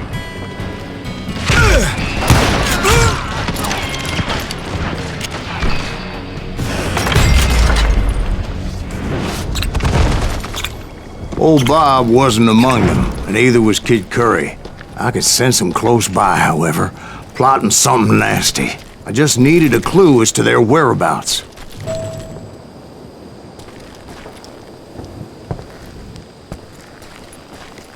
And I found one. A map with their bold plan clearly marked. This time they were fixing to blow up a train trestle. Property of the Union Pacific.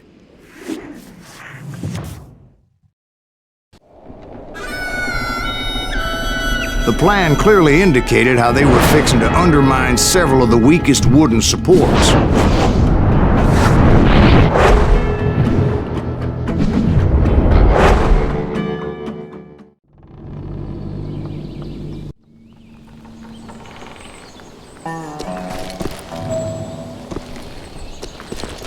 Kid Curry was considered the wildest of the Wild Bunch.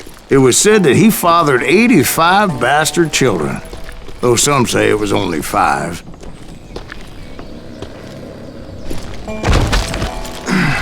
Kid Curry had bragged to a whore how he was gonna rob a train heading to the U.S. Mint in Denver. And that whore, Fat Sally, she told me.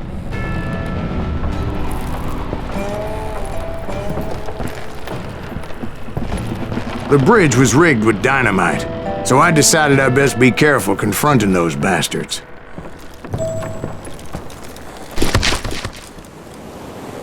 And I made it a point to remove any dynamite that I came across. A moment later, I saw a ladder that somehow had escaped my attention.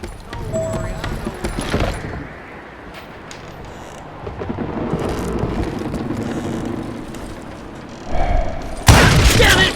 What the hell? But the Wild Bunch did not take kindly to my presence and attempted to blow my head off. It appeared the kid had found a number of new recruits to bolster their ranks. Guess there's always desperate men willing to trade their lives for stolen treasure.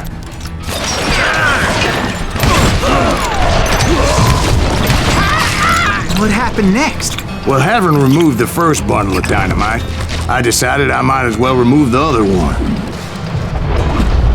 Once that was done, I figured I'd find my way from there.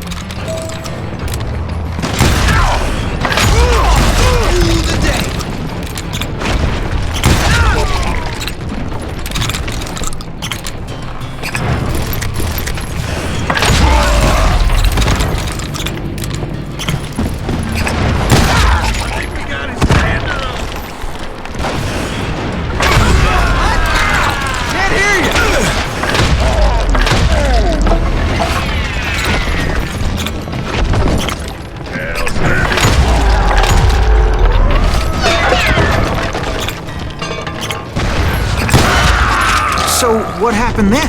Had to remove more of that damn dynamite.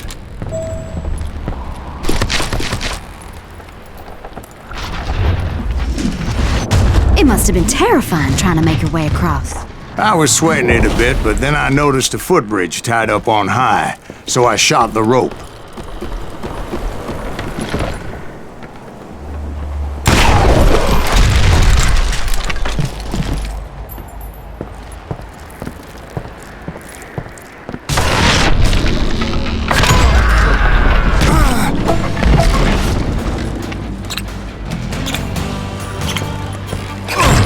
So that was all the dynamite?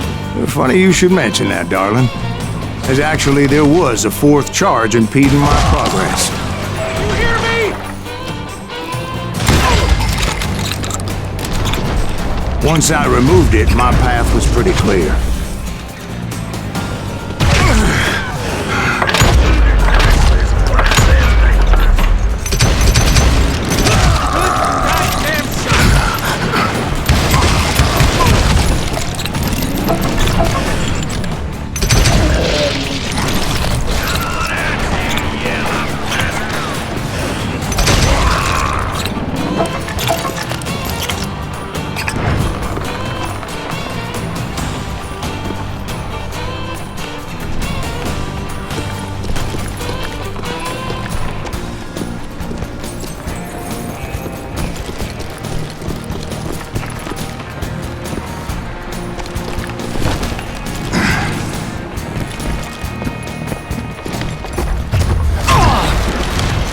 So I proceeded onward to realize that that way just wasn't gonna work.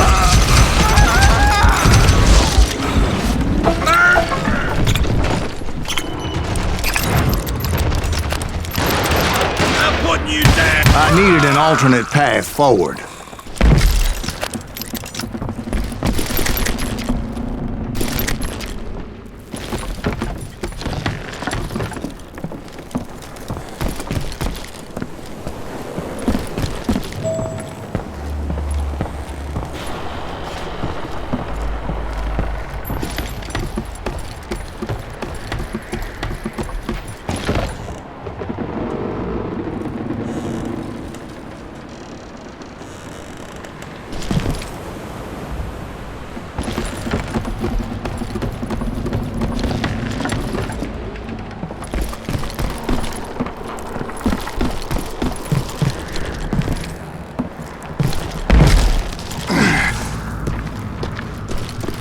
Luckily, I found a cave, and as I made my way back to the bridge, I saw something that concerned me.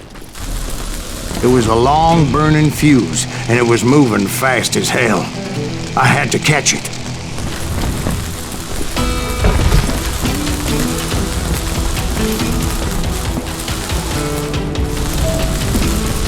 The burning fuse was so damn quick, I had to run like the wind. I almost had it, but no. Thought I was gonna have a coronary when I lost sight of those sparks. My heart was pounding like a sledgehammer. I knew that failure meant boom. Then, finally, at the last moment. Whew. Of course, I was successful, or clearly I wouldn't be talking to you folks here today. Naturally, I removed that last dynamite charge.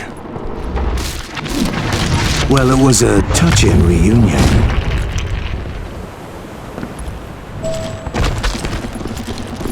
But by this time, I was thoroughly exhausted and dragging my ass as I was not a young man anymore.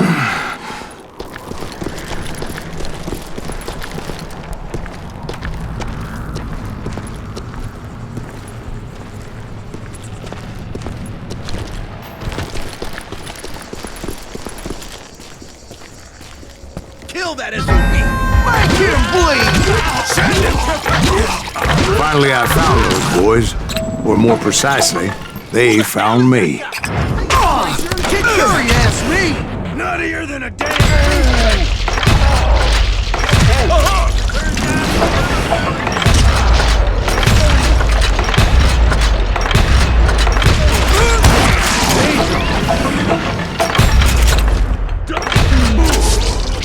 Somebody drop him!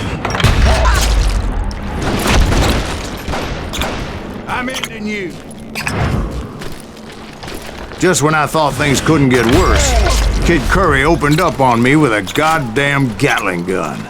It was hidden in this tunnel and pretty well shielded.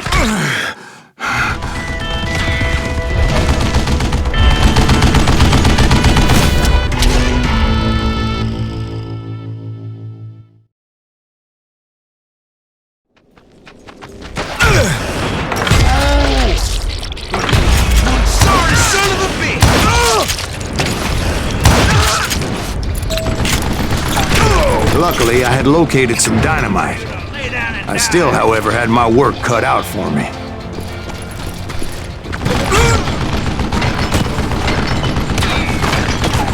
You can't beat me! It's not fair! God damn it, I need some help here! Got it! Come on, boys! Make this something! Beef fat bastard! Give me a hand here, goddammit! This is gonna hurt! Damn! That smells like a hit! Eventually, I brought that tunnel down. Like this cocksucker! And that's when I Move it, met boys! Kid Curry himself. He had decided to stop pussyfooting around and deal with me personally. Come here!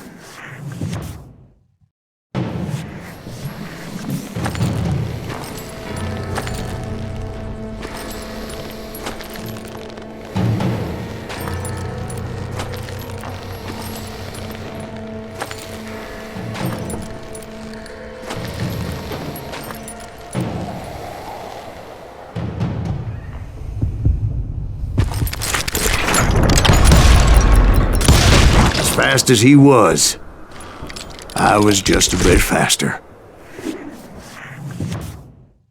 And as he lay wounded, I demanded to know the whereabouts of Roscoe Bob Bryant. He shouted at me, "Is that what this is about? Bob went with Butch and Sundance to South America. You ain't never finding him."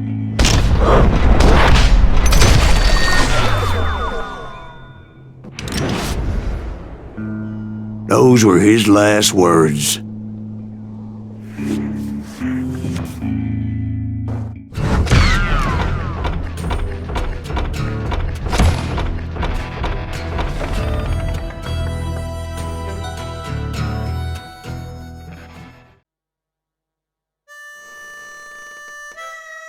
So, Bob Bryant got away?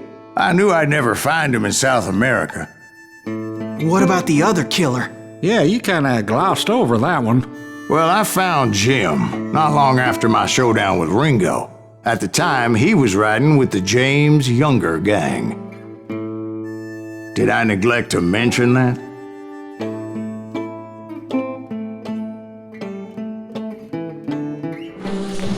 Jesse James? The greatest outlaw who ever lived? Jesse and his kin rode with Quantrill when he raided Lawrence, Kansas, and killed near 200 people, boy. Nothing great about that. And from there, him and his brother went on to rob banks and trains from Kansas to Missouri. Which is why there was such a rich bounty on their heads. 40 grand for both of them, dead or alive. That's one hell of a payday.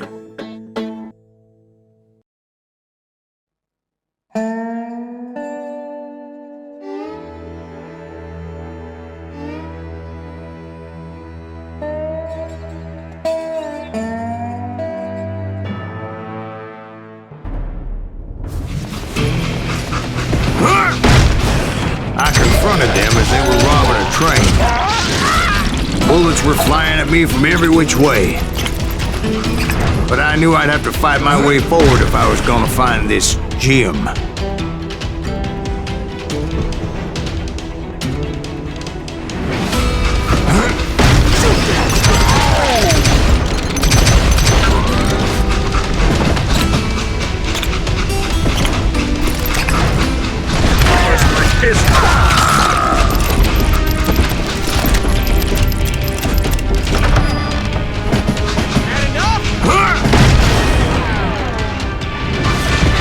You don't want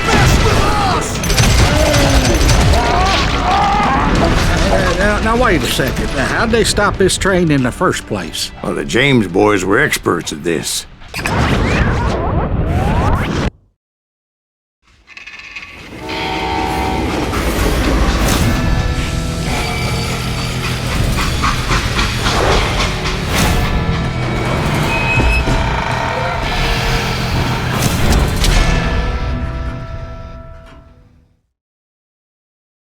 They hopped a freight train having heard there was a big payroll in the express safe.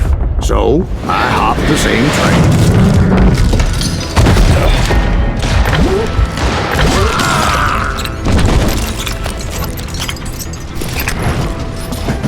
The James Younger gang was decimated after that little fiasco they had in Northfield, Minnesota.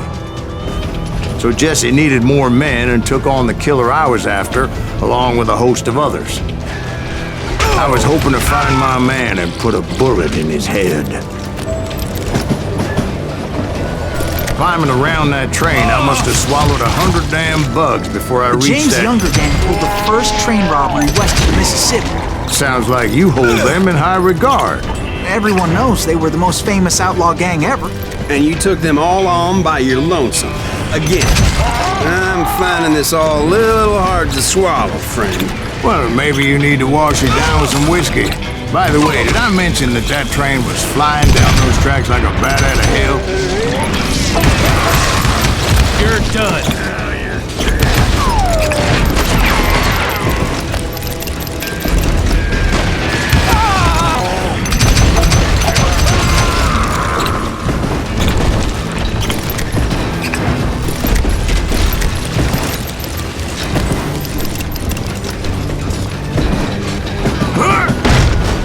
Anyway, excuse me, Ben. Where would I find the gentleman's facilities?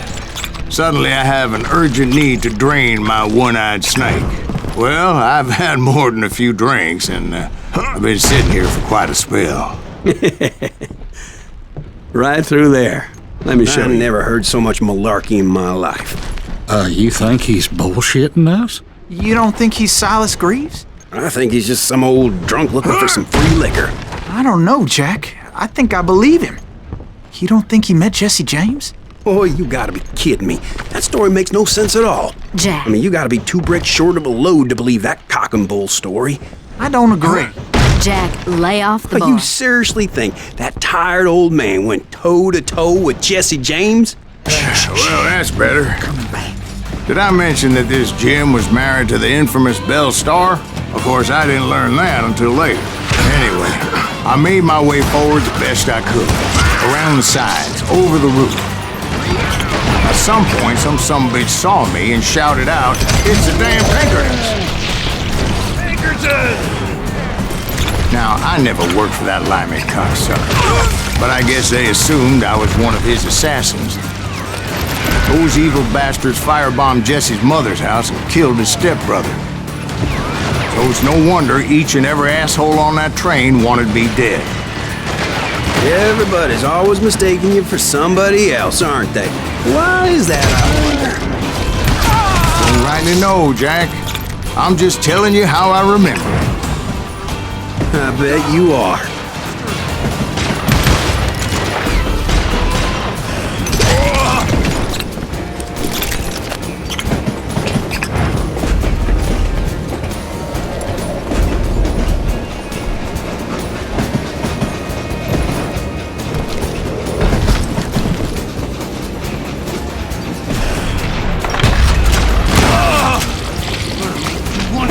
Son of a bitch!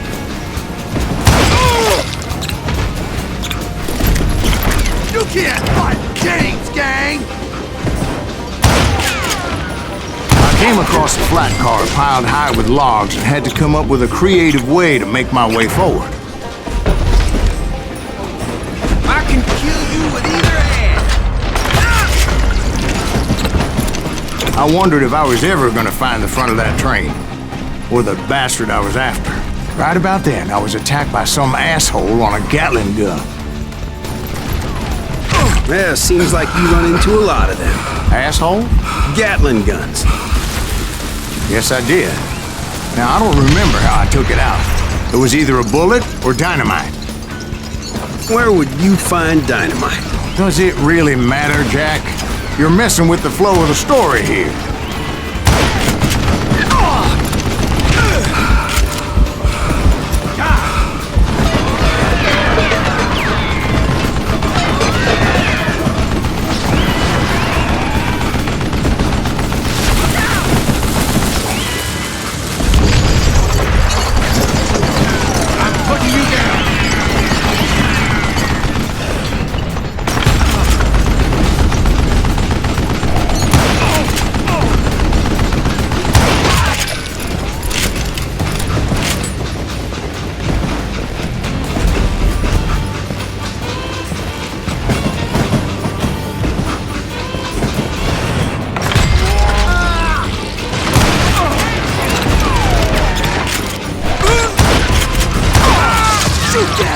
Son of a bitch! That was too damn close!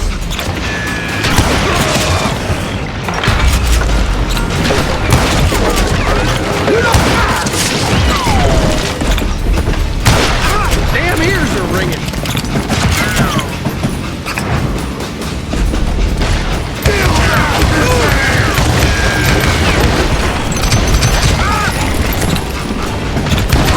I think we got his gander up!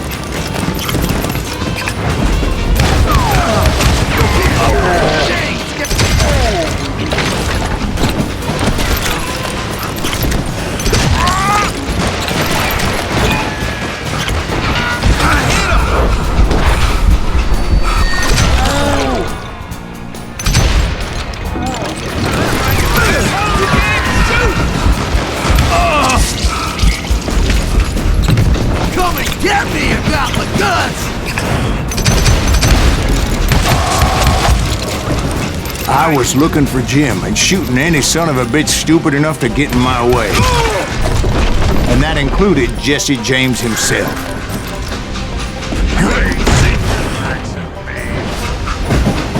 You know who we are! Twice as dangerous.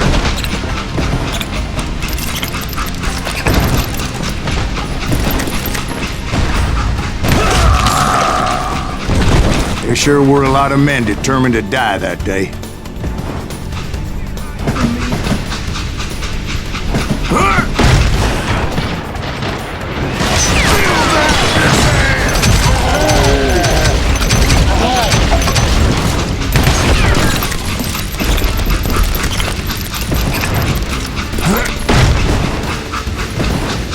It was then that Jesse detached the express car from the rest of the damn train.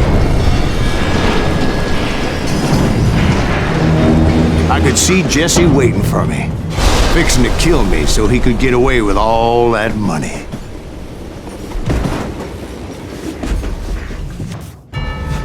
You had a showdown with Jesse James? Of course he didn't. Everybody knows that Jesse was killed by Bob Ford. Yeah, Jesse went out like John Wesley Hardin. Coward shot him in the back of the head. Guess it doesn't matter how far you run, does it, Ben? Your past always catches up with you.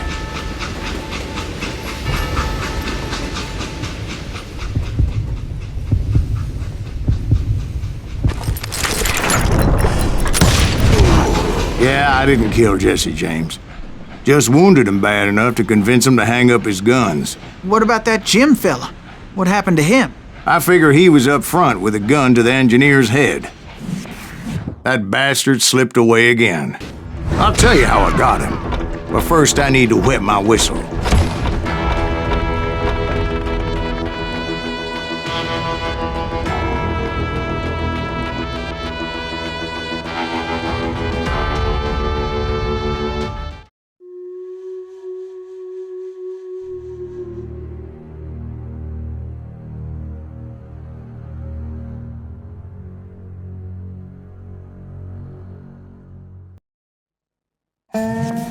After my showdown with Jesse, I continued to track his brother, Frank, and that son of a bitch, Jim.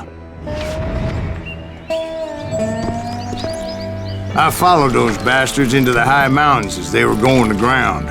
What mountains would that be? Somewhere in the Ozarks, I believe. A perfect place to hide out from the authorities. In fact, before I could find them, some Indians who fled the res and were hiding out from the military found me first. They probably thought I was a cavalry scout and didn't want me telling the military where they were. Injuns? Yeah, they could have been Cheyenne, but there was all sorts of renegades roaming the landscape back then.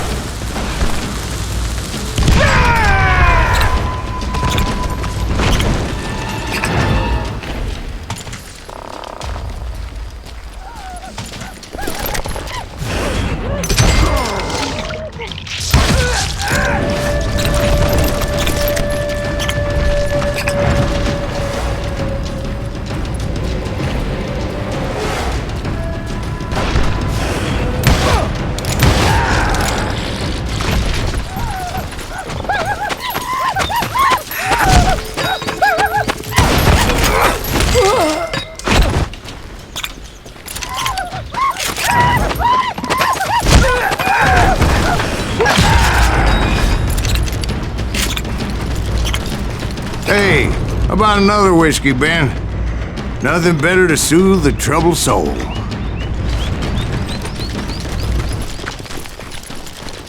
Now, where was I? Indians, right. I had more than my share of run-ins with the Red Man. Like that time, did I tell you about Grey Wolf? Yes, sir. You did. Of course I did. In fact, I could still remember that old medicine man's words to me. Jesus Christ, we're back to that again? You carry great darkness in your heart. It will claim your soul. You will come to this place again and kill many more men.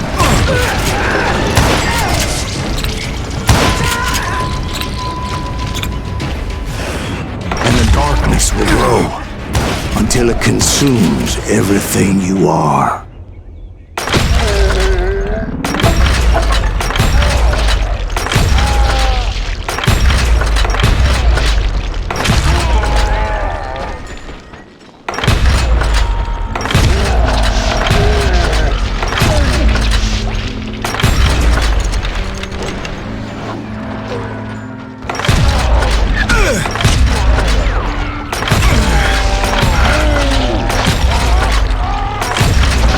So, did you ever find him?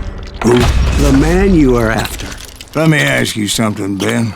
You ever think about death? Mr. Greaves, are you all right? Ooh, death. Oh, death. Won't you spare me over till another year? What is this that I can't see, with ice cold hands taking hold of me? Well, I am death, none can excel. I'll open the door to heaven or hell. Oh, death. Oh, death. Won't you spare me over till another year? So, are you gonna answer the question? What question is that? Jim Reed. Did you ever find him? Reed was indeed that son bitch's surname. That's right, Ben. A despicable character. I remember him laughing like a hyena that cold morning they lynched me and my brothers. He was intent on avoiding my vengeance, but nothing was gonna stop me. Nothing.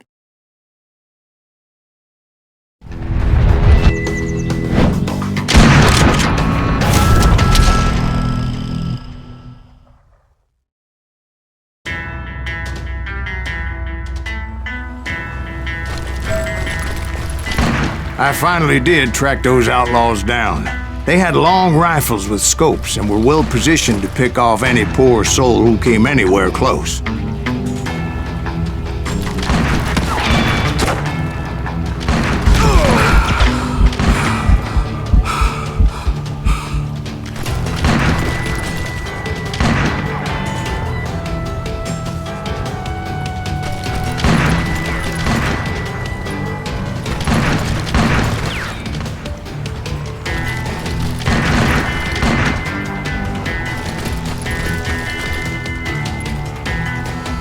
I'm guessing Frank James believed I was responsible for the demise of his brother Jesse.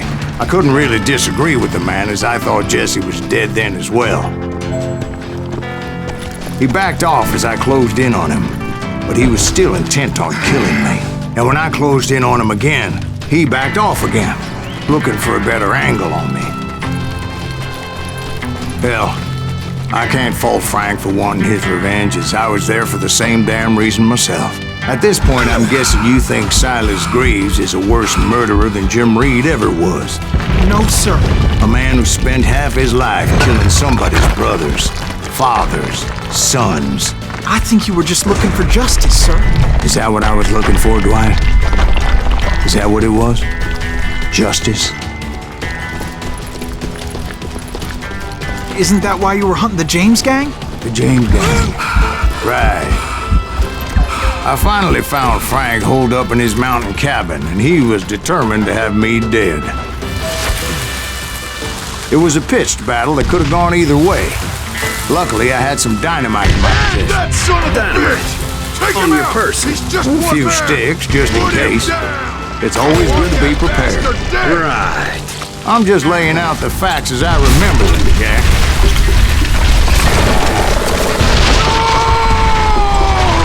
And that old shack, well, it went tumbling right off that cliff. With Frank James still in it? Yes, sir. But Frank James is still alive, living in Missouri, showing folks around the family farm for 25 cents a tour.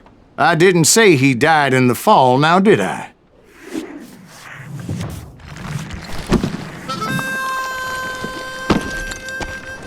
I'm done with this damnable outlaw life.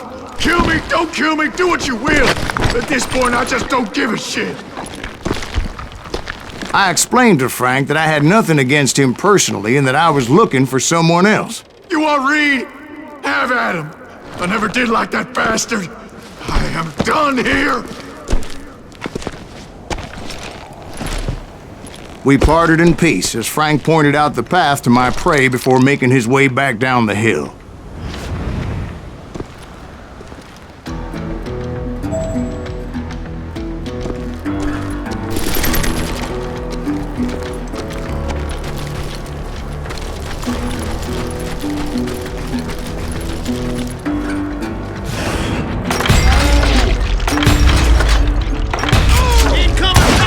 So what happened with Reed? Well, I finally found the last of the gang hiding in a nearby cave. First, I had to dispatch the lookouts, as I was determined not to let that murderer escape my revenge again. But rather than wander in willy-nilly, I decided it would be better to smoke that sumbitch out. "Hey, Reed!" I shouted. "No wonder you're so ornery. Can't be easy being married to Belle Starr. While you're off providing for the family, she's spreading her legs for every Tom, Dick, and Cole Younger. Not an attractive woman exactly, but very friendly. At least she was to me." Son of a bitch! It was then that the last bunch of bandits jumped out of hiding. Why won't this asshole give up? Would someone please kill him?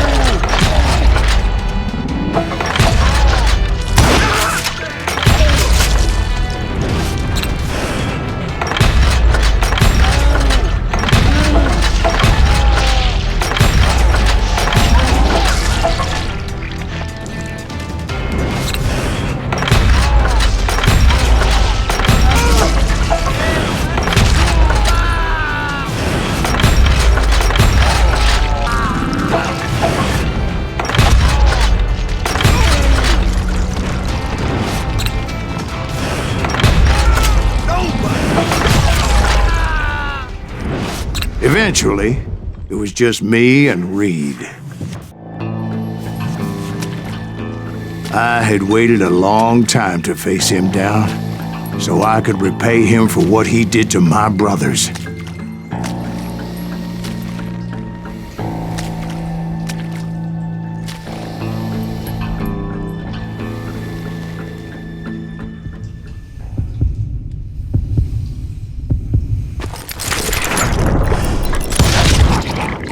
And repay him I did.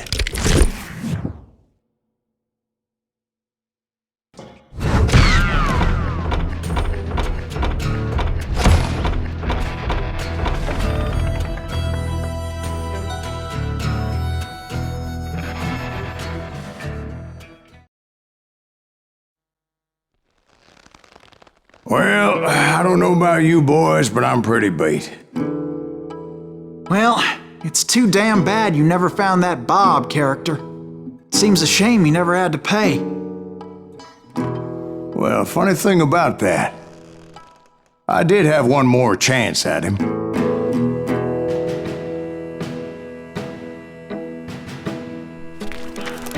Six months ago, I heard that Butch and Sundance were back in the States and had gathered up some of their old gang. I tracked them down, hoping that Roscoe Bob Bryant had returned with them. So you're saying they didn't die down in Bolivia? That's what I'm saying.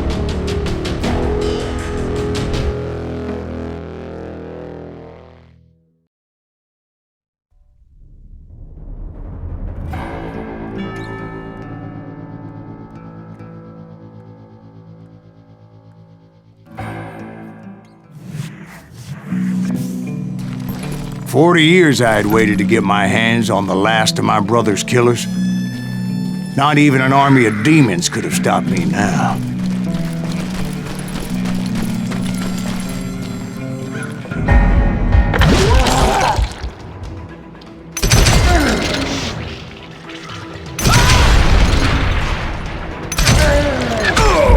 Both Johnny Ringo and Jim Reed fell fairly quickly. But the last one, Roscoe Bob Bryant. That son of a bitch had managed to escape my vengeance time and time again.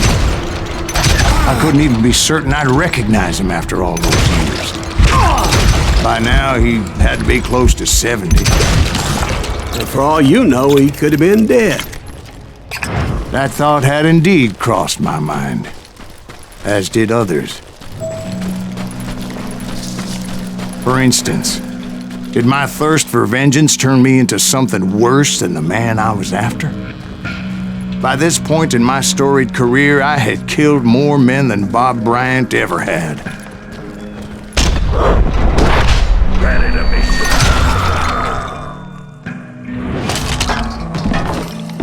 be. Nothing could stop me from taking his life. I'd been after that killer forever. From the time I rode with Billy the Kid. But that chapter of my story you already know. Chapter of that fairy tale, you mean? Suddenly it was 1910. There I was, an old man roaming a ghost town dead almost 2 decades. The town was falling apart, just like me.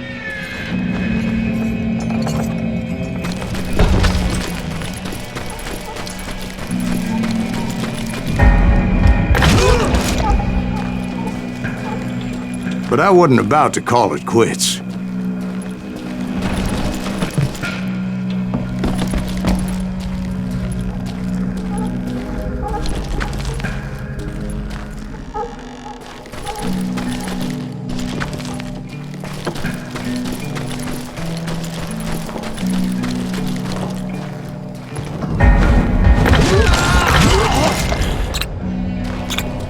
Even though the ghosts of my dead brothers were begging me to end what I started so long ago. Mr. Greaves, are you all right? Would you like some water? The Wild Bunch knew I was there. They were after a treasure they had hidden before they fled, buried in the grave of a dead amigo. I intended to fill that grave with Bob Bryant's corpse. But like I said, the bandits knew I was on to them. They lured me in and hit me with everything they had. Who the hell is that old man?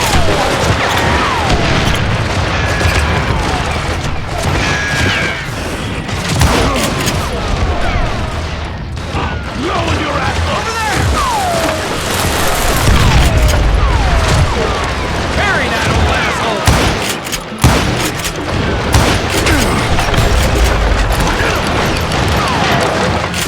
But you obviously prevailed since you're sitting here telling us the tale.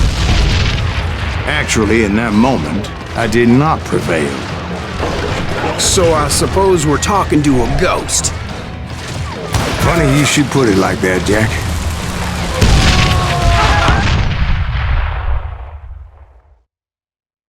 Because when I woke up...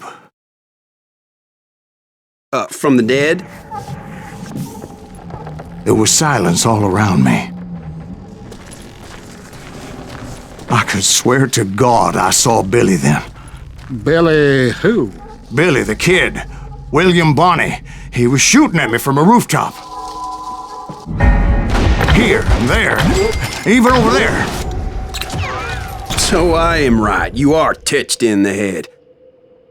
Mr. Greaves, perhaps we should switch you to coffee? You see that old Indian again, too? No, but I did see Billy's killer, Patrick Floyd Garrett.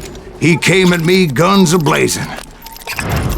But I knew that old war horse had died 2 years before. I wondered if maybe I was dead too and confronting the ghosts of my past. Perhaps all my sins were coming back to haunt me and drag me down to perdition.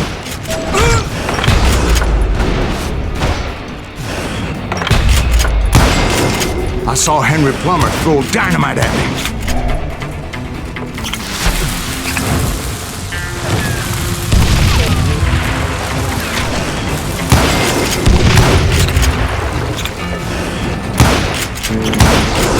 And in the gates of the cemetery, I saw John Wesley Hardin, just like I remembered him.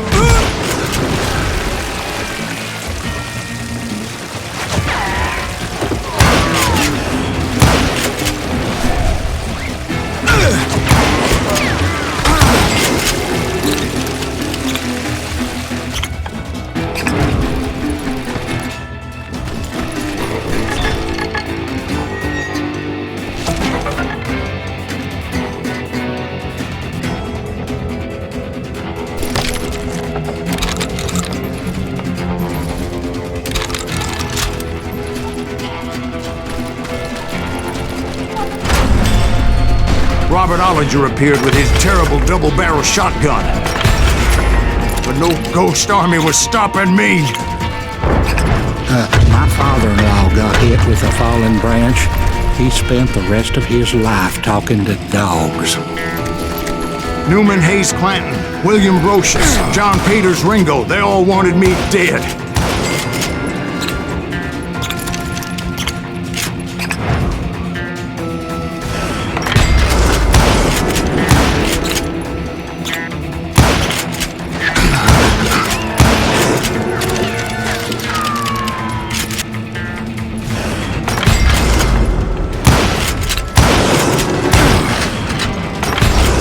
The Dalton brothers, Robert and Grattan, guardians of the Garden of the Dead.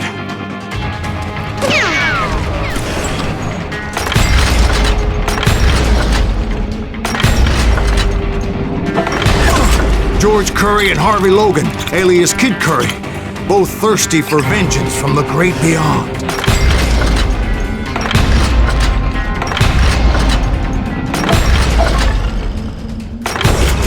Jesse, Woodson, James, and Jim Reed. Each one deader than the next. I thought I would go crazy. Thought?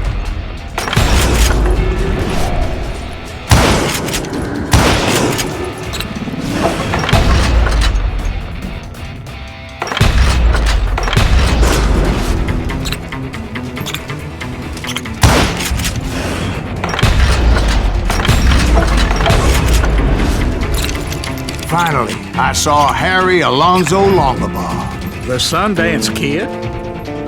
Like a general leading his legion of the dead. You told us before that you'd seen him alive. He was alive.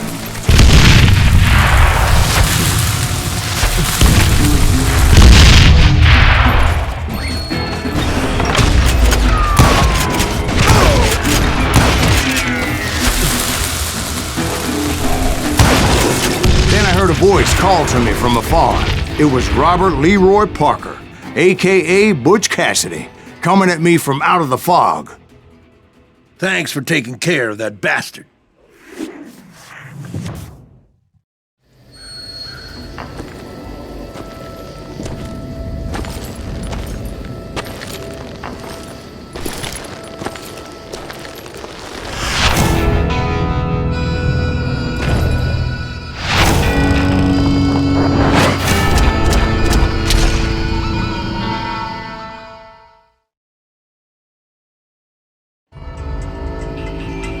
But the kid wasn't quite deceased. Not yet. Takes more than one little bullet to kill the likes of me, partner. Those two looked like they hadn't seen each other for quite a while. Clearly, they were no longer amigos. Shit. I was hoping I wouldn't have to kill you. You won't have to, Butch. I'm killing you first. I asked them about Bob Bryant, but they were too busy with their own heated conversation. Let me get this shit straight. You want my money and the love of my life? You frittered it all away, Butch. Edda's mine. So is that damn money. I didn't want to shoot anybody until I had an answer to my question, but those boys didn't give me much of a choice.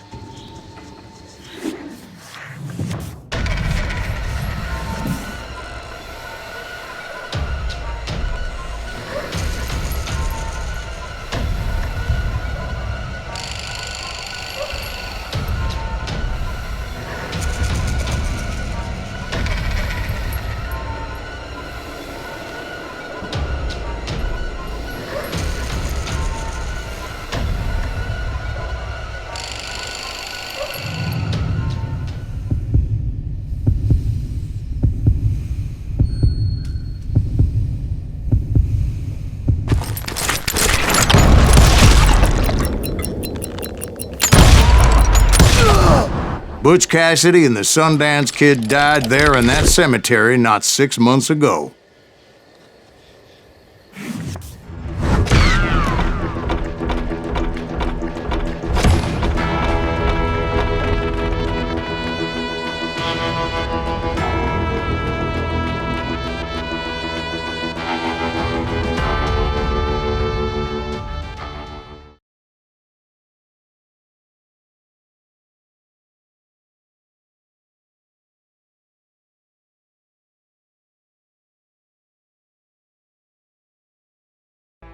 Butch Cassidy and the Sundance Kid were killed by the Bolivian army. Everybody knows that. That's the legend, but it ain't the truth. So, you never found Bob? There is no Bob. This old sumbitch ain't even Silas Greaves. Sir, is that true? Have you been pulling our legs this whole time? Well, not the whole time. Oh man, I think you've worn out your welcome here. Maybe you're right, Jack. Maybe it's time to pay. You see, Ben, or should I say Bob, your past always catches up with you. I was a different man back then, crazy. Drinking, I changed my ways, I swear to you. If I could turn back the clock, But you can't, Bob.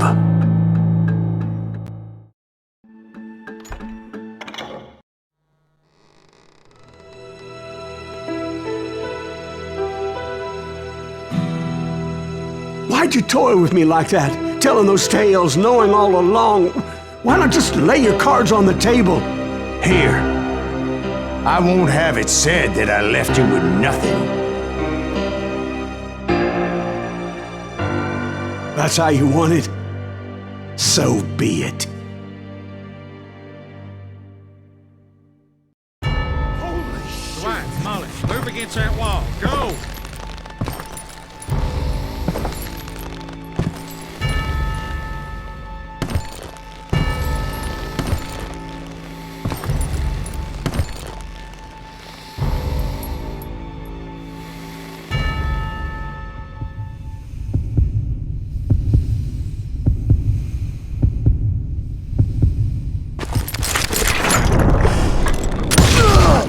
Oh my God! Oh, Jesus!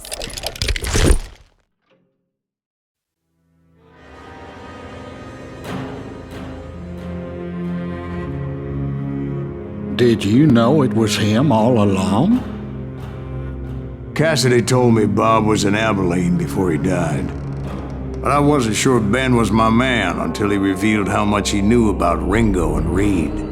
The coin, of course. Well, that was the last nail in that particular coffin. I better go get the sheriff.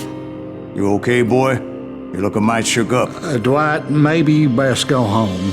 Young Eisenhower here is leaving for West Point tomorrow. He shouldn't get caught up in something like this. I think I might head out myself at this juncture. Unless you want to stop me, Jack. No, sir, Mr. Greaves. So where you going now? Now that you had your revenge?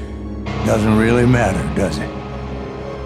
As I've sold my soul for it, and will never again walk with those I have lost.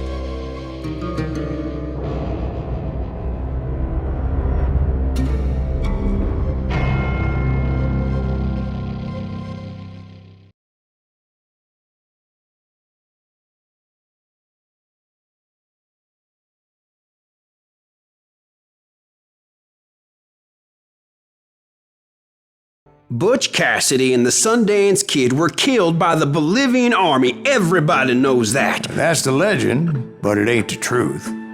So, you never found Bob? There is no Bob. This old sumbitch ain't even Silas Greaves. Sir, is that true? Have you been pulling our legs this whole time? Well, not the whole time. Oh man, I think you've worn out your welcome here. Maybe you're right, Jack. Maybe it's time to pay. You see, Ben, or should I say Bob, your past always catches up with you. I was a different man back then, crazy. Drinking, I've changed my ways, I swear to you. If I could turn back the clock, But you can't, Bob.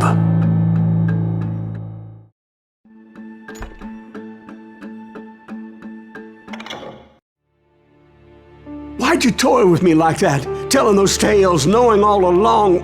Why not just lay your cards on the table? Wanted to suss you out, Bob. See what kind of man you turned out to be. Maybe prod you into drawing on me. See, all those years on your trail turned me into a killer. Can't even remember who I was before you tried to murder me. You, on the other hand, walked that very same path in exactly the opposite direction. What do you mean by that? You think your life is worth sparing, Bob? Boy, what's your name again? It's Eisenhower, sir. Dwight Eisenhower. What do you plan to do with your life, Dwight Eisenhower?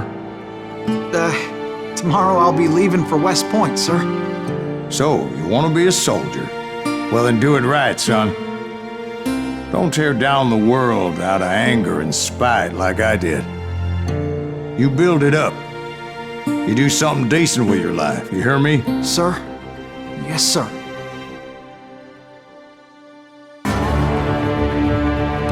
I won't have it said I left you with nothing, Bob.